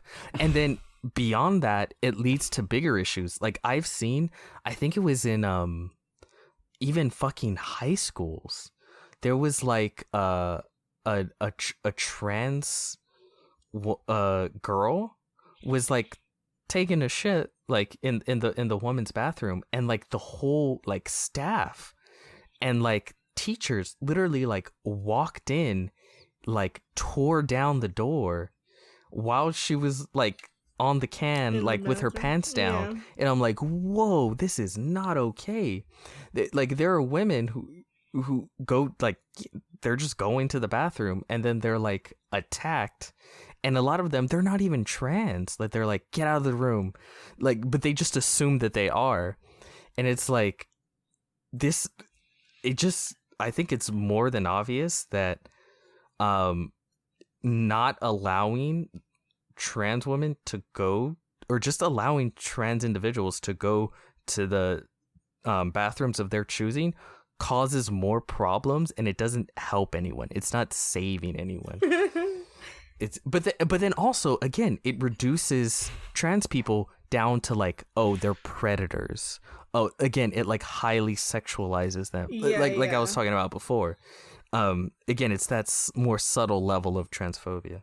I mean, this is an issue in the 2016 election. Right beforehand, there was a big moment where this was a trendy thing going on, and it implied that you know, if you make like gender neutral bathrooms, the trans women will sexually assault real women, and that's a completely disgusting frame of mind to even put it that way.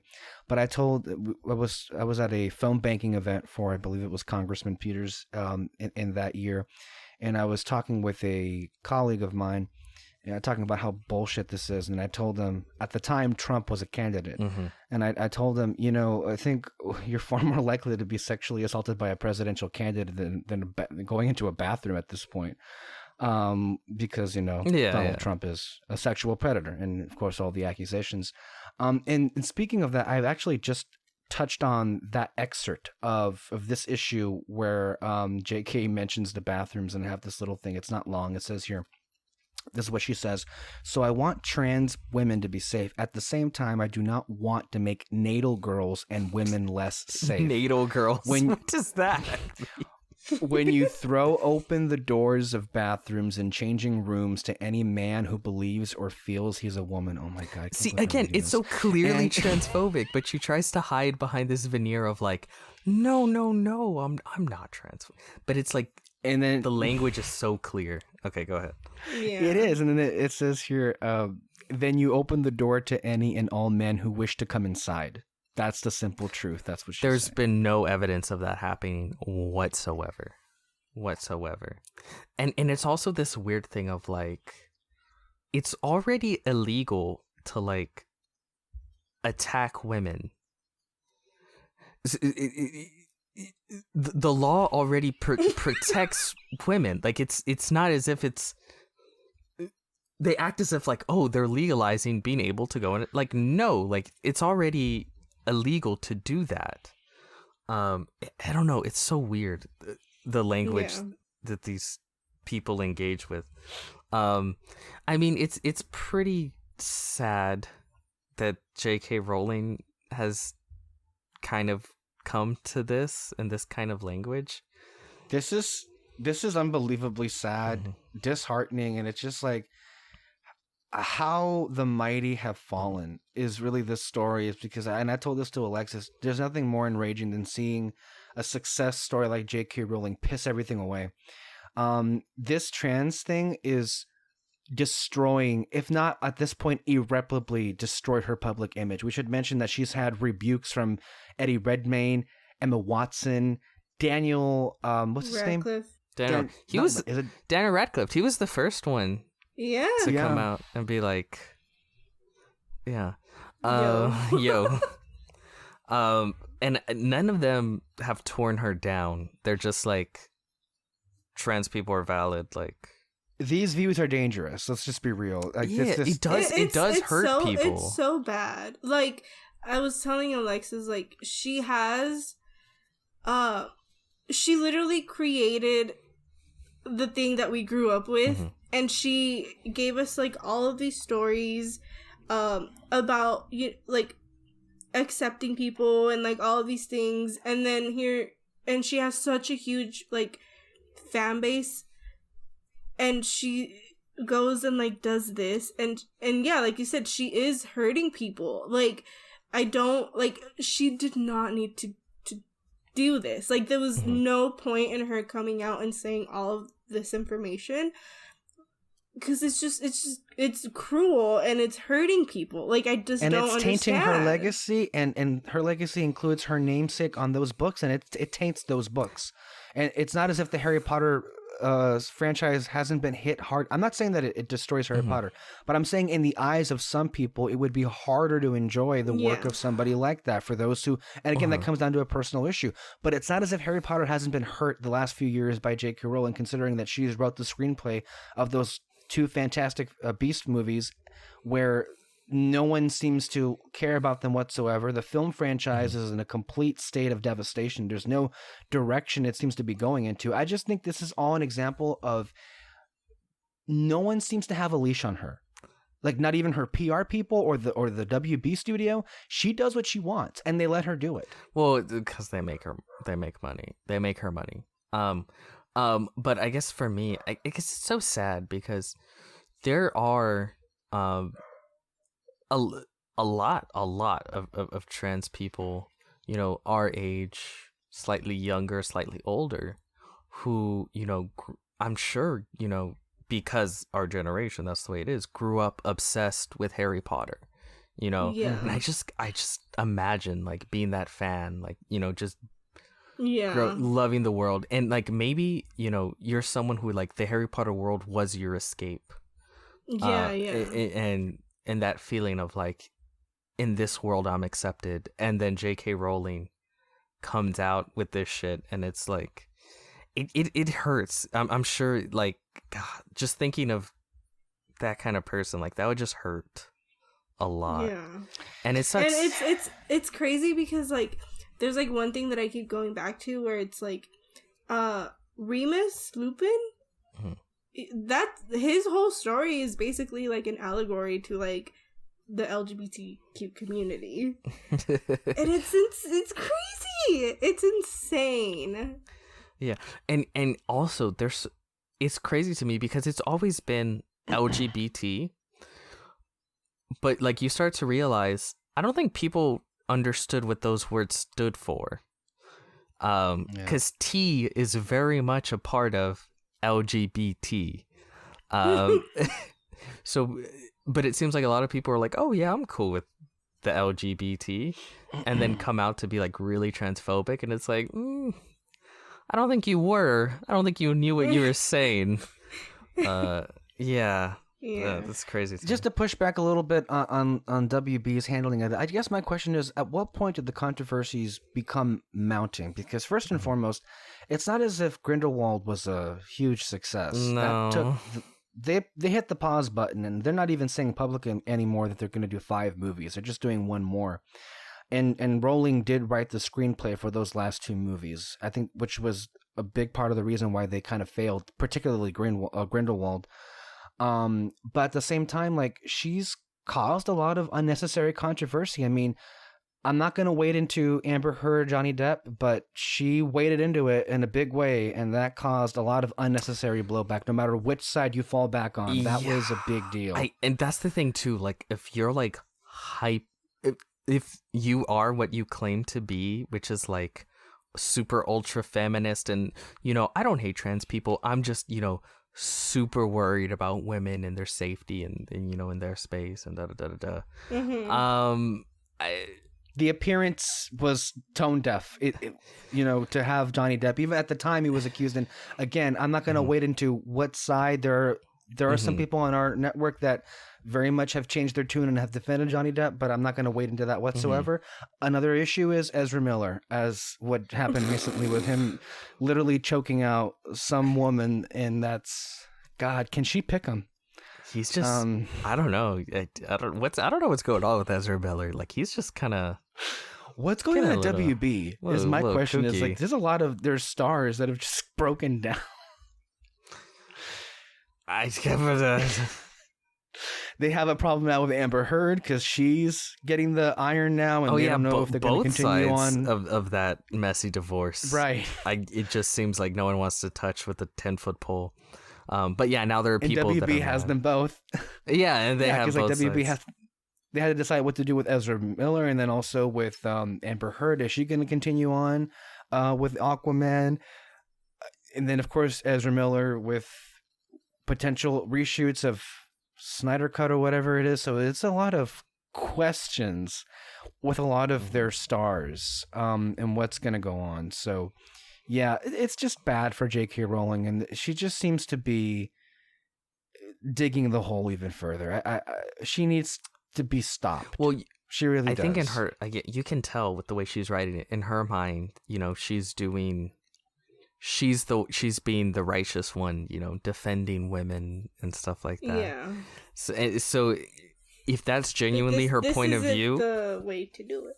Yeah, but if that's genuinely her point of view, like, she's not gonna stop. She's not gonna change, because in her eyes, like, she's being the brave martyr or whatever, standing up for women when everyone else is, saying no. Okay. But again, younger generations are. They give me hope. all the Potter kids came out and did the right thing. So yeah, stand up for trans rights. Happy Pride for all of you. And speaking of martyrs, speaking of martyrs, let's get to Christopher Nolan and Tenet. So this is a weird situation. We had talked about this in just about every single week about, when we thought movie theaters are going to open back up again. Well, we know that AMC, Cinemark, and Regal are all planning on opening mid to late July, or maybe even early July, it seems like, which has only prompted what Warner Brothers is going to do exactly with the new Nolan movie, which is Tenet. And I have here a story from... because what happened was they did change the date to 2 weeks later on. So Tenet will now be released on July the 31st, but that the Inception film by Nolan will be coming out in its original date as a 10th anniversary special, if you will. But I have here more contact, and then I'll go straight to Peter and then Alexis, and then we'll wrap it up in a few minutes so we can get to the Five Bloods, because we're getting a little bit past time here, but I want to make sure we get the story. So from the playlist, according to a new report from the New York Times, it appears that WB and Christopher Nolan are on two different pages when it comes to the release of Tenet. The studio, on one hand, reportedly is interested in making sure that the $200 million movie is released at the best possible time in an effort to gain the biggest box office numbers possible. Nolan, however, wants to use Tenet as a film that helps usher in the post-COVID-19 box office. Here's what the report claims. In recent weeks, Warner, concerned that Tenet, the investment was leaning in favor of postponement. They wanted to push the movie back, while Mr. Nolan, a fervent advocate for preserving the movie-going experience, was more eager to press ahead. The discussions amounted to a fraught moment for Warner. Mr. Nolan is a proven moneymaker, and the studio wants to keep him happy. Am I the only one that thinks that Nolan is fucking delusional here? Peter, go ahead with this. Yeah. Usher in the post-COVID-19 era. Nolan needs to shut the fuck up and sit down and get his head out of his ass. Because it really seems he has a case of the, I am this amazing artiste, and, it just seems like he doesn't give a fuck about, like, this whole COVID thing. Like, this COVID thing interferes with my vision. And it's like, I don't care who the fuck you are. I don't care what movie you've made. It means nothing in comparison to, like, a pandemic. Like, sorry. It means nothing to people dying. Yeah, yeah. And it just seems like he's solely fixated on like, oh no, like I'll use Tenet to bring back people to the movies. And it's like, bitch, maybe they shouldn't go back. Not yet. Like, this is still serious. And I don't think that factors into his thought process at all. Not that it would either way. Tenet's not going to draw people back. No. Maybe like a few people, but like it's not a massive cultural moment. No. What do you think? Yeah, that's another thing too. He's like, obviously Tenet is gonna it's gonna, you know, drag people out of their house. And it's like, maybe some people, but like most people aren't gonna go like, oh hey, like, you know, grandma died, let's go see Tenet and get COVID just like her. Like, it's so crazy to me that, like, I don't know, it seems, you know, dare I say, slightly privileged, this idea of like, oh yeah, like everyone just go back to the movies. And then also, I'm sure he wants to like make money on it, like obviously because he wants people to watch it. Like, no one's gonna watch it. Even if everyone goes to the movies, it's a long ass fucking movie, so they're only gonna show it so many times. But also, well, actually they probably showed a lot, obviously, because it'd be the only fucking new movie. That and Inception. Yeah, that I'll be out in the same time. double feature, guys, yay. But like, there's gonna be like one people to every 4 chairs. There's gonna be a fourth of people that will even be allowed into the movie theater, and they're gonna have to wear masks, and so many movie theaters are just gonna remain closed. Like where we have it real bad. We have it the worst in the state. We're number one. We're number one. I doubt it'll get better by whenever, what is it, July, when this shit is supposed to be out? This year is shot in my eyes. I'm not expecting any good news until next anything, year. at least here. Maybe if live somewhere else, where even somewhere else in California where like the new cases are down to like, yeah, and we should mention that our community is embattled right now. There's the San Diego Tribune did an expose on like what the fuck is going on in the valley, and like the businesses and the council members are clashing with the citizens about when to reopen. They want the governor to let them make their own plans because they want to open now because they don't care. We've had mayors gone on record saying that all they're concerned about is the number of businesses dying rather than actual people dying. So it's contentious right now, the politics in the valley, let alone the COVID cases, which are spiking by the hundreds each day. I want to also read this by a Collider here, Matt Goldberg, that says Nolan wants to be the reason people go back to the movies because he's going to be but he's going to be the reason there's a spike in COVID cases. Then responds with, like, when this is all over, is anyone going to give a shit about, this was movie X that brought people back to the theaters? What an incredibly weird and stupid flex. Yeah, but it just comes off as like, lack of a better word, privileged. Like, well, yeah, obviously movies are the most important thing to people right now. And it's like, no, bitch.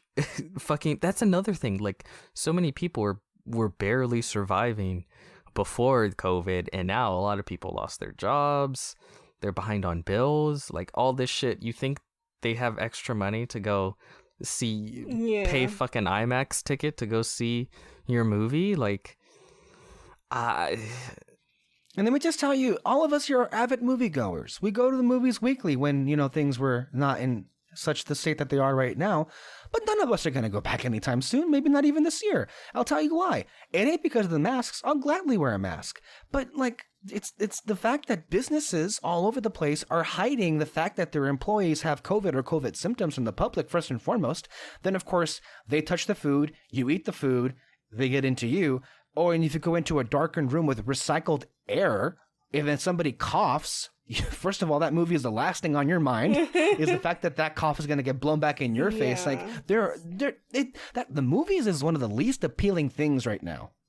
Yeah. And, you know, I mean, we've talked about this a lot because it's happening.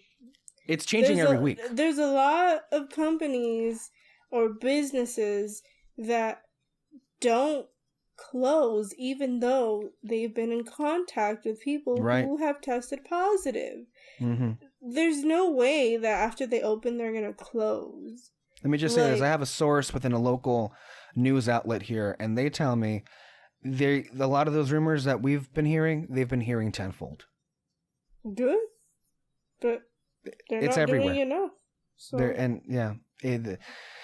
It's a terrible time, and so I'm still doubtful though that's going to happen. I think this whole Inception thing is, I think, testing the waters. I think it's a little bit of an insurance policy for WB, because if WB sees how disastrous the Inception numbers are, they might just say, okay, I'm sorry, Chris, but we're gonna lose all of our money here. We spent $250 million on your movie. We need that money back. We're not gonna risk this shit. That's We're another done. thing. I'm rarely on the studio side, but like, they can't be stupid. Like, this is a huge tentpole film for them. Like, they need to make back as much as the profit is humanly possible. And to be the film to get people back to theaters, you're probably going to lose some money on it, like a large amount in general. But the fact that it's such an expensive film, again, the first movie back in theaters should probably be about mid-budget, something with not the highest budget, but does excite people to some extent. Unhinged with Russell Crowe is that movie you're talking about. That's the first movie scheduled to be in theaters the first week of July. No one's going to fucking see. No, of course not. I'm talking about something not that. Well, technically speaking, since Tenet moved to the end of the July, Disney still has Mulan in that mid-July date, but I'm sure they'll move it at some point. Yeah. But yeah. yeah, I don't see it happening. All right, let's move on to Da Five Bloods. Da Five Bloods. Da Five Bloods, Spike Lee's latest Joint film on Netflix. Yes. It was great. Peter? It was okay. Alexis? yeah, it was okay. Okay. Let's talk about it. Peter, tell us what the plot is. Oh shit! Wait, hold on. Let me look up. God damn it! I forgot to get my letterbox ready. I'll just say though that the reviews have been Overwhelming. mostly positive. I think they've been overwhelmingly positive. Okay. Yeah. Da Five Bloods, directed by Spike Lee. A War Never Ends. 4 African-American Vietnam veterans return to Vietnam. They are in search of the remains of their fallen squad leader and the promise of buried treasure. These heroes battle forces of humanity and nature while confronted by the last ravages of the immorality of the Vietnam War. Yeah, that's the movie. Okay, this is my thing. I really like Spike Lee. I like him a lot. He's got such a fire in him that I think is maybe unmatched, especially in his films. Right. Is there an issue of restraint? The best thing about Spike Lee is also, I think, the worst thing about Spike Lee. It's that he is very devoted to the message, and a lot of times he can come across and do it really well, and other times It's straight up in your he's face. literally turning to the camera and saying, "Here's a history lesson. Here's what you need. This is what I am trying to say to you." Like blatant, more blatant than I think I've seen any other film with any other director. Would you qualify that as lazy as well? No. Because moments like that happened in Black Klansman and Malcolm X. if I Oh, recall. 100%. I think Black Klansman handled it better because I mean, Black Klansman, I think it's still better film than Da Five Bloods. because I don't really feel like that until like the ending, where it's basically like, Trump's a piece of shit, right, guys? Yeah, the very ending, right? But I like that he at least held off until the end. Like, he built to it, and then it was like boom, Right. smack in the face at the end. Whereas with this, it's like they're constantly. It really is constantly a thing where it's like, they talk about like random historical, black people throughout history, but it's not smooth, in which it comes across as a like history it's lesson, literally right? like Spike Lee might have just paused the film, walked out in front, and been like, "This is this person." Like, I honestly actually might have liked that better, like, because stylistically, like, that would have been pretty cool. Spike Lee walk out in his Waluigi suit.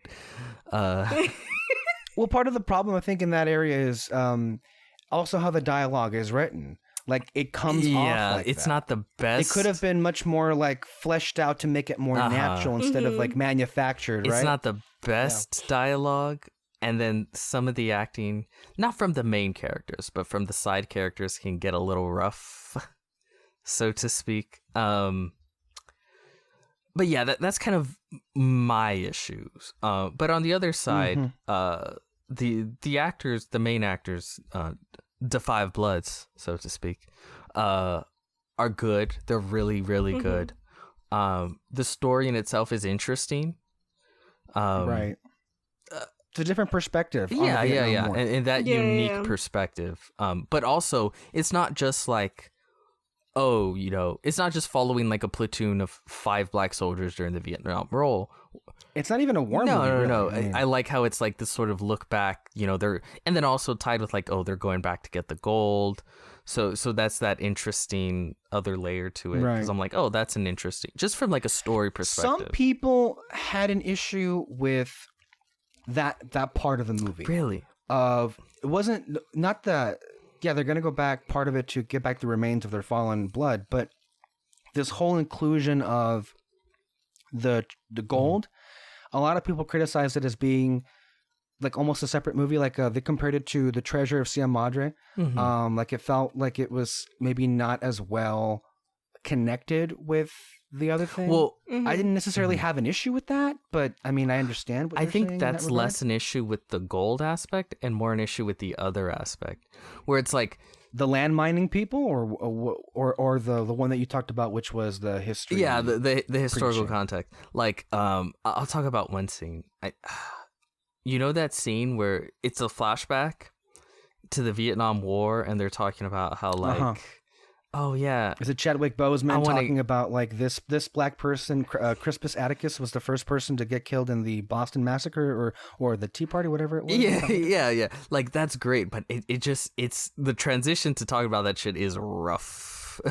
Like, there's no transition. It's just like, hold on. Yeah. But also, this is completely different. But it was meant to be serious, but I thought it was funny that I laughed out loud. I don't know if it was like they were listening to what's her name? She was a real historical person too. That Asian lady. She was called like the radio host person? Hanao something. She's real, and I've heard of her before, and that was her whole thing. Like, she would talk to the GIs, like, "Hey, they don't care about you. Like, come on now, put down your gun," like that kind of shit. But then like they were all mad, and they're like, "We need to kill some white folks," and then the guy's like, "No, like that's Dr. King and all this shit." But then at the end of it, they all just like start shooting into the air while screaming at the top of their lungs. And it was just, that was the one point where I was like, oh boy, like tonally, I supposed to be serious and emotional, but the way it was done just was funny to me. Yeah. Because they're just like, as they're shooting into the air. And it's like, what are you doing? Like, I understand like the emotional, like putting their hands together, like, yeah, like we're blood, we're this. But then the like, shooting into the air. Well, let's get into what I think works. I think the strongest in this movie. The bond of the Five Bloods and the actors, I think, are the strongest part, and the performance. I want to name them all that we don't forget them. Delroy Lindo. He's great as Paul. Oh my God. I think this is one of the best performances for sure from this year, considering no other movies came out this year. Did you see Jim Carrey in Sonic the Hedgehog? Okay. No. Well, oh my God. It might change your perspective then. Okay. There's also another actor that I like. His name is Clark Peters. He played Otis. Yeah. He was the level-headed one. We've seen him in other stuff. Notably from Jessica Jones season 1. He was I think Detective Clemens. I feel. And then also he was in 3 Billboards Outside Ebbing, Missouri for a while in that film as well. I love that actor. He's really good. Okay, maybe I'm probably wrong, but I thought he was from House of Cards. You remember No, that's Reggie Cathy, Okay, right? That's okay. you mean what's his name? The Ribs guy? Yeah. No, that's a different actor. Unfortunately, we lost him a few years ago. Oh, He passed away. for reals? Oh, he Yeah, was so yeah. good. Okay. Yeah. He has like a similar look and like a similar voice. Freddie, is that what they called him? Is it Freddie? Yeah, I think it was Freddie's Freddie, Ribs? something like that. Yeah, but no. Something like that. Yeah, he passed on. No, that's a different actor. Okay, go. Unfortunately, yeah. But yeah, for me, those are the standouts: Delroy Lindo as Paul and Clark Peters as Otis. And we should of course mention Norm Lewis as Eddie and so many of the other ones here. But to focus on Paul and on Otis, 2 very different characters, very different ideologies, philosophy, and how they present themselves. Let's talk about those 2. Mm-hmm. Well, real quick, you skipped over his son, Yeah. who's played by Jonathan Majors, who was That's right. who Yes. was one of the 2 main characters in The Last Black Man in San Francisco. Is that so? I heard a lot of people talking about that movie recently. It was in my top A lot of 10. praise. Yes. I'm telling you, I think you would like it. It's really good. I remember that. Sure, Sure I you do. were. Every time we do my list, you fucking tune out. I already know, bitch. That's not true. I remember that you put Invader Zim in that top That's 10 just because list. it pissed you off. It didn't piss me off. It just surprised me. Anyways, But yes, great performances. But for me, the 2 best were Delroy Lindo and Clark Peters. Interesting, with Paul, because the movie starts off and look like they're all likable to an extent, but with him in particular, there's a lot of problematic elements with his personality. You kind of get off the bat, and then as the movie progresses, it gets worse, but you understand him more, I guess you could say, with him being the de facto Trump supporter. I love the quick comeback by Clark Peters when he told him, "You voted for fake bone spurs," which, I mean, because that's how Trump got out of the Vietnam War, which, I mean, I think that destroys it entirely. But you know for a fact fucking Spike Lee wrote that dialogue right there. yeah. I mean, there's always a bunch of Trump shade. I mean, Black Klansman was nothing but Trump shade. There was, I think, Jonathan Majors says, I think at one point, "I didn't vote for the Klansman in the White House." Where they even have so, that yeah, thing it's- where the son, he's like, because they started talking shit about like, oh, that clown in the White House. I don't know, those French people.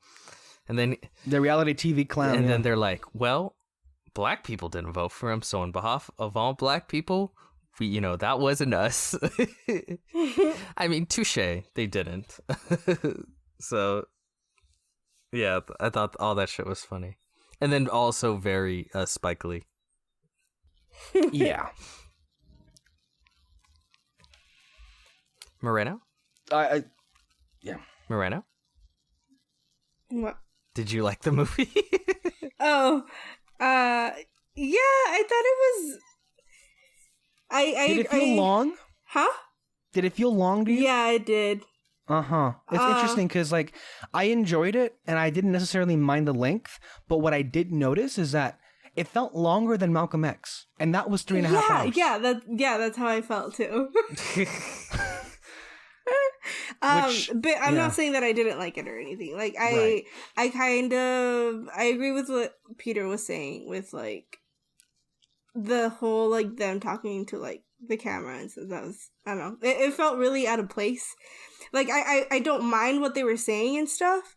It's just the way that they went about it. I feel like it just felt weird. Like it felt like a different movie type of thing. It reminds me, I mean, okay, so that's a fair thing to criticize, right? Like, historical events, and then stopping the movie and pointing at the camera and like looking at you in the eye, like, well, this is the history of this person, and here's why it matters, and this is why this in this movie matters.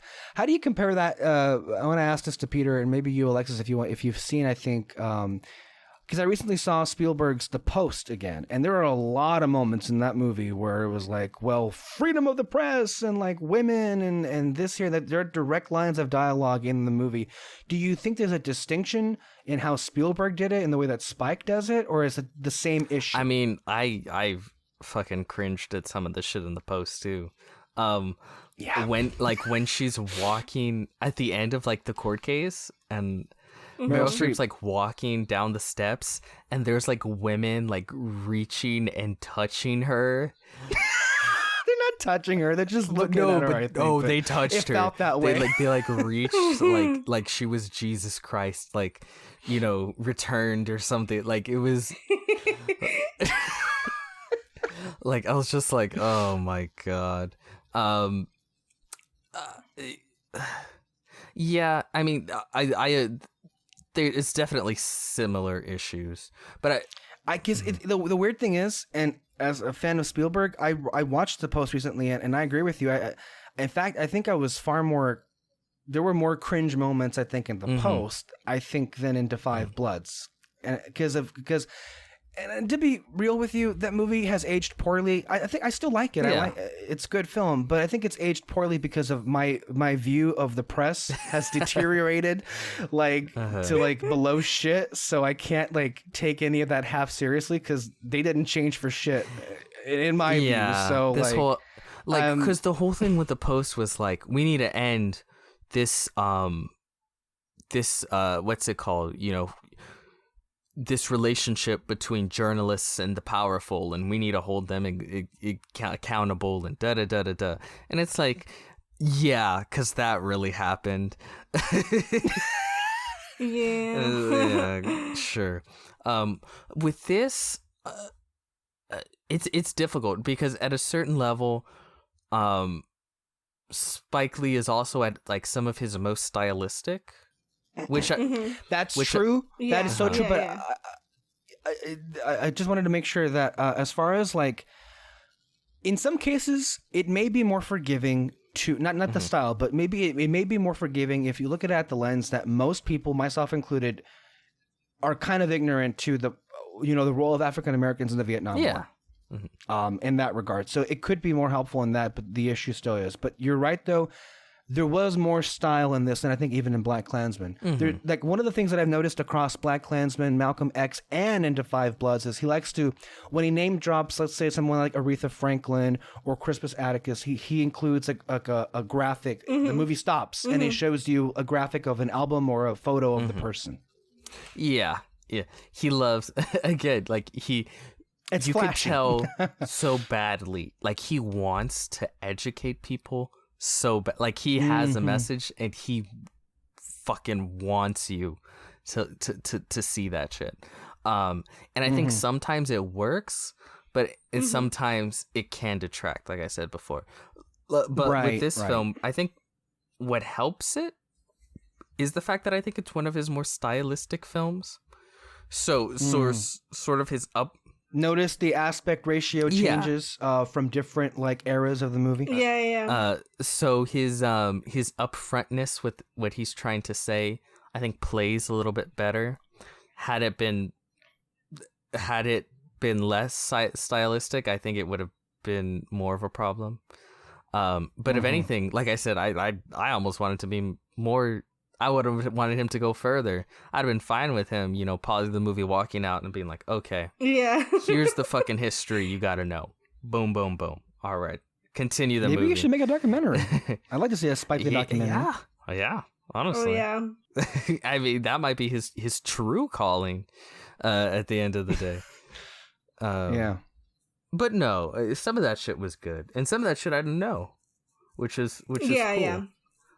Yeah. No, like I said, like I don't mind him giving that information at all. Like, I just don't know. Like, I feel like it just felt really out of place sometimes. Like, when it doesn't feel natural, when it feels not organic, you notice it, and it can be bothersome because it feels and out also, of place, right? Even though you do detracts appreciate from the message, right? Because I think the message is harder if it feels natural.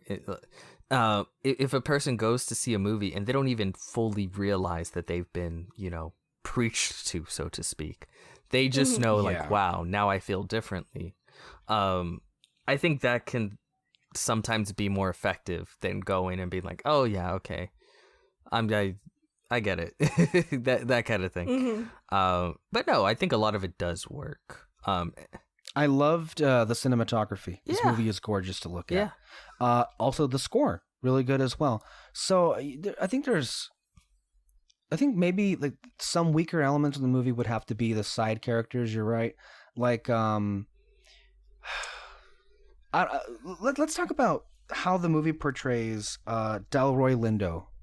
What did you make of that, Peter? Paul. I think that's probably the best part of the film. First of all, the performance is out of this really world. good. But it's also interesting in that, like, for Spike Lee, who he despises Trump. That's his de facto Trump supporter. And you kind of go on this journey. And to be fair, though, the nuance is there. It's not as if he's a character. Yeah, it's not like he's a piece of shit. The most emphasis, right? Well, not completely. He's not the best dad at all. No. And he has an anger. He is suffering from PTSD though as well, and you understand he's gone through shit, and that sort of caused him to, and his inability to deal with that is what strains his relationship, and keeps him from getting help with his PTSD. And as the film progresses, you learn more and more about that, and you pull back the layers of who this person is, and he becomes really interesting. And couple that with the awesome performance, it's really good. It's really interesting.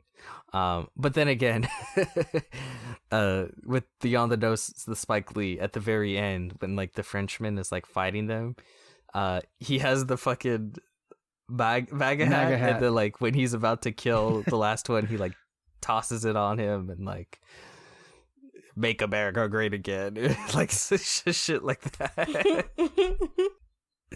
I just thought that was funny. But yeah, the bloods don't die, they multiply. That was great.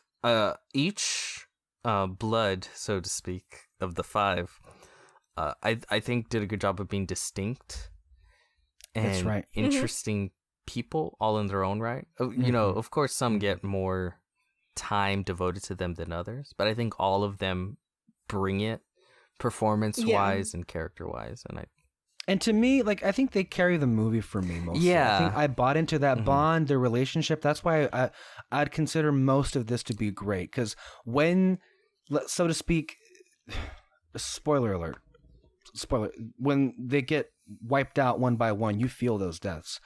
And that first one, oh my god, whoa, that was intense. I had to look away. That was a bit violent. I don't know I don't know how you guys felt. That shook me. I needed to stop it. I couldn't look at that.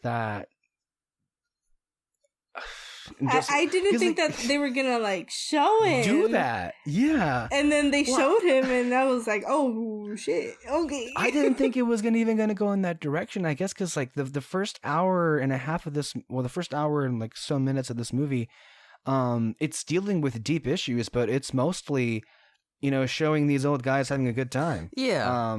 And going on a journey together. And in lesser films, it would have stuck to that, but they went a different direction, and it became something like, it's just a sad statement because most of them die in this hellhole called Vietnam.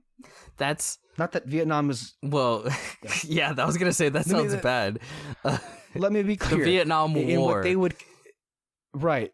but in what they would consider to be the nightmares that they've had, the hellhole and the specter of war. I apologize.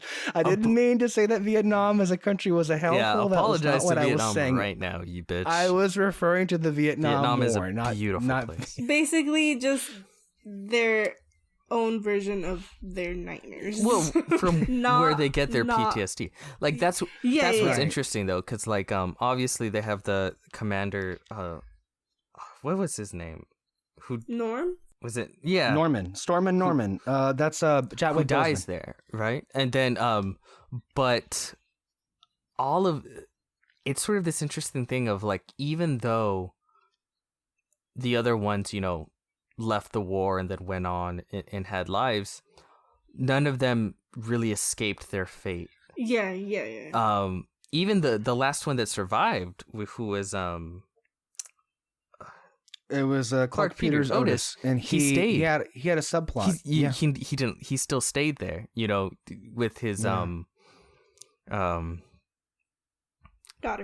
Yeah, I was thinking of what's the right way of saying it? Because I was thinking of not his wife, lover, mistress. I don't know. But yeah, so at the end, like they sort of, none of them really left. In the end, the only one that really left was Norm. At the end, you know, who finally, you know, brought his body back to American soil. So yeah, I thought that was all really, I like that interesting, and I agree that their camaraderie and their sort of relationship is really the heart of the film, and where luckily that's what most of the film is. Where it mostly succeeds in that regard. The movie's gory, and a lot of there's a bunch of old men being gunned down and killed off like that. When I was telling you, going back to like how like on the nose he could be, like at the very end where they're like, oh, this is the money. They go to that like Black Lives Matter. That one felt a little. They're like, when I say Black Lives, you say, and it's like, okay, we're at a rally now. Again, I love it, but it's. It felt a lot like the ending of BlacKkKlansman, and I wonder, like, did Spike add in like that in the last week or two? No, this he's always just came been out, like, you know, about Black Lives. But again, I think it handled better with BlacKkKlansman because it was sort of like just a story of the time, right? But then at the very end, you pull back and you're like, no, it's not a story of the time. It's a story of the here and now.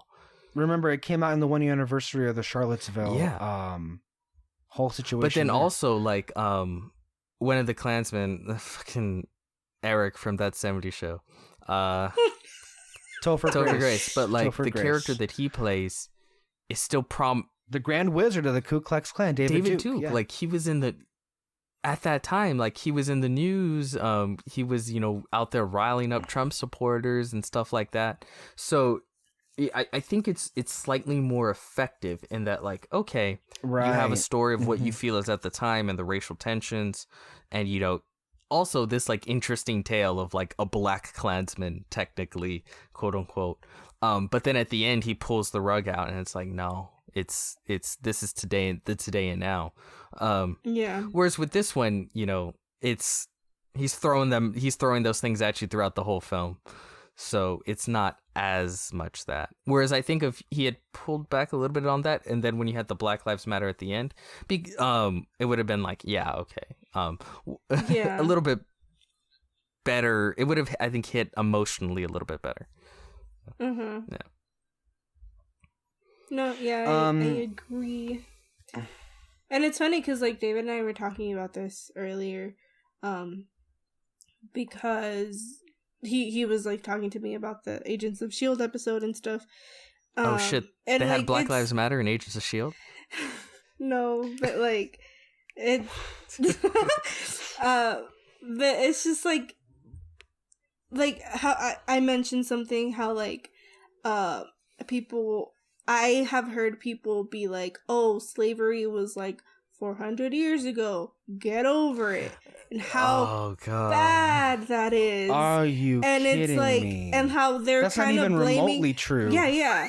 It's not. It's completely not true. And how they're blaming that as to for what's going on right now. But it's like, no, like that's not it. Well, let me clarify with so Peter understands, because earlier today we recorded the Shield recap with David, and in this last week's episode they're in the 50s. They're time traveling in the 50s, and a lot of the cast is people of color, and they kidnapped a secretary from the cabinet, and they're interrogating him, and he took none of them seriously because they were all people of color. He called Yo-Yo Mamacita Caliente. He called Mac a boy. He called Ming-Na Wen an Oriental. And then they had to get in one of their white characters because that's the only way he would have taken them seriously. And they said stupid white privilege. It wasn't. Yeah. It wasn't any of the Fitz or Simmons, right? No, it was their grandson. Because I was gonna say, the Irish weren't like that much back then either. Oh my God. No, but just how it's crazy that how right now people are looking at it as inconvenience. Yeah, I guess. Right. When it's no, this is what's been happening the entire time. There are people alive today whose grandparents were enslaved. This isn't some the legend of slavery eons ago, in a time we can hardly imagine. There was this thing called racism. It's hard to believe that it ever existed, but it did. It's this mythical thing, like a fucking dragon. But it's no. No. It wasn't that long ago. And it's there's that. People are alive today who lived through segregation, who lived through all these things. It was not that long ago. Yeah. It's insane that people are who saying are alive this right now dealing with police brutality. Yeah. And it's 21st century police brutality. I like that he does this, that at the end he kind of ties it into, things that are still happening. And right. I don't know. I like that.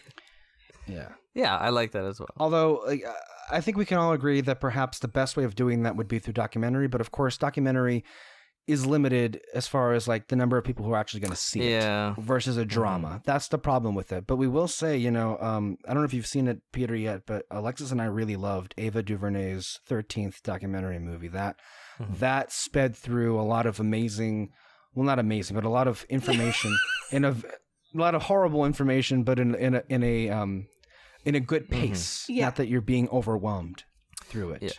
Yeah. I haven't seen it yet. I'm pretty sure I understand the gist, because it's you'll know all of it, but the way that it's presented is what is most effective. I guess right now, God, yes, very privileged of me to say this, but fuck, to sit there there and be depressed for another 2 hours. No. It's hard. I told Alexis I watched that plus when they. When they see us, yeah, the Central Park 5 night. drama series. Oh my gosh. Why would you do that? She's a sadist. I don't. It was so bad. Not that the things that I watch are bad, but just emotionally, I was just I was not there. Right now, I'm fucking watching Hannibal to feel better. That's Criminal Minds. That's at the level I'm at right now. So I mean, fuck. No, I can't. I can't. That would. I guess to me, if it's I guarantee you, it holds a lot of information I don't know, and would be better for me to know. But I guess right now it's I like the perspective that it puts it in. Yeah, but like that's what I really like about it. Right now, it's like, well, I do know, like, I totally understand the whole thing with the 13th Amendment. Slavery never really disappeared in this country. It just sort of changed forms. That's why I always talk about, like, one of the you talk about police brutality, one of the things and if you want to get rid of police brutality seriously, get rid of for-profit policing, get rid of private prisons, get rid of this economic incentive to enslave Black and brown people, which leads to over-policing, which leads to which again, it all started with racism, but there's obviously an economic component to that. The economic tools of racism, so to speak, that continue to this day. I told Alexis that 13th was basically the most depressing sequel to Lincoln, Steven Spielberg movie. Well, history is all one giant story. Yeah, but because I basically know that I definitely want to see it, and I will see it eventually. It's just like I feel like I can hold off until I'm a better, till not everything is completely depressing. Yeah. Right. So, final thoughts on Da 5 Bloods. Overall, I think we all enjoyed it. Yeah. I think it's a strong movie, and there are some notable weaknesses, but overall, I think this is easily the best movie of the year. Well, maybe Invisible Man is still maybe superior in some regards. It's better as a overall piece. But they pushed back the Academy acting. so they wouldn't have to nominate the Da 5 Bloods. Maybe not. But yeah, we'll see how that goes. Yeah. Any last thoughts before we close today? We're almost at 3 hours, that you always that do this, happens. Alexis. I say an hour tops, and then you're like, you push this shit to 3. Yeah, good movie. Check it out. You don't have to brave coronavirus to go and watch it. It's right there on Netflix. No shade there, right? I mean, it's as simple as that. Just watch it at home. You got the time. It's worth it. Check it out. Yeah. And I want to also reaffirm this. There is no streamer that comes close to the quality of Netflix from a presentation standpoint or the library they have. To me, no one touches Netflix in terms of like the content for they their have. original shit. 100%. Yeah, 1,000%. And Da 5 Bloods, while not perfect, I think also marks overall another round of improvement for Netflix original movies in particular, because we've had Roma, Other Side of the Wind, we've had Two Popes, The Irishman, Marriage Story, all great movies from the last few years, but with Da 5 Bloods, to all the boys I've loved before. And two, and the kissing booth. You can't forget these classics. Yeah, you can't forget that. Hopefully, the reputation of Disney. Disney. No, that's in the trash. The reputation of Netflix original movies is getting better and better because of movies like this. They should have how the Disney Channel original movies, they had that thing before it started, like, now a Disney Channel original movie presentation. Dun dun dun dun. Yeah, they're jumping and shit. They should do that for Netflix. A Netflix original movie. And they're jumping. Yeah. But no, I agree. Netflix is killing it. I like every other streaming channel, it's touch and go with like whether you keep it. But Netflix, I know there's always, at least for the foreseeable future, there's going to be some good shit, They make so much content too. I feel like there's like at least 3 shows a week that drop. Yeah. Like every single And again, most of it's time. shit, but there's so much of it. There's enough good stuff where it's like, okay. Fuller House, 13 Reasons Hell Why. yeah. Oh my god, the 4th All season that's on dropped. there. Have you watched it yet? No, I haven't. I stopped after the first. Good. Thank you, Peter. Thank you, Alexis, for being here. Wonderful conversation. Go see The Five Bloods on Netflix and other stuff. We have more programming here with Agents of S.H.I.E.L.D., Avatar: The Last Airbender. Kyle's movies are next. And we're all waiting on fainted breath to see what movies he has picked. All that and more here under the spotlight. We'll see you next time. Bye-bye.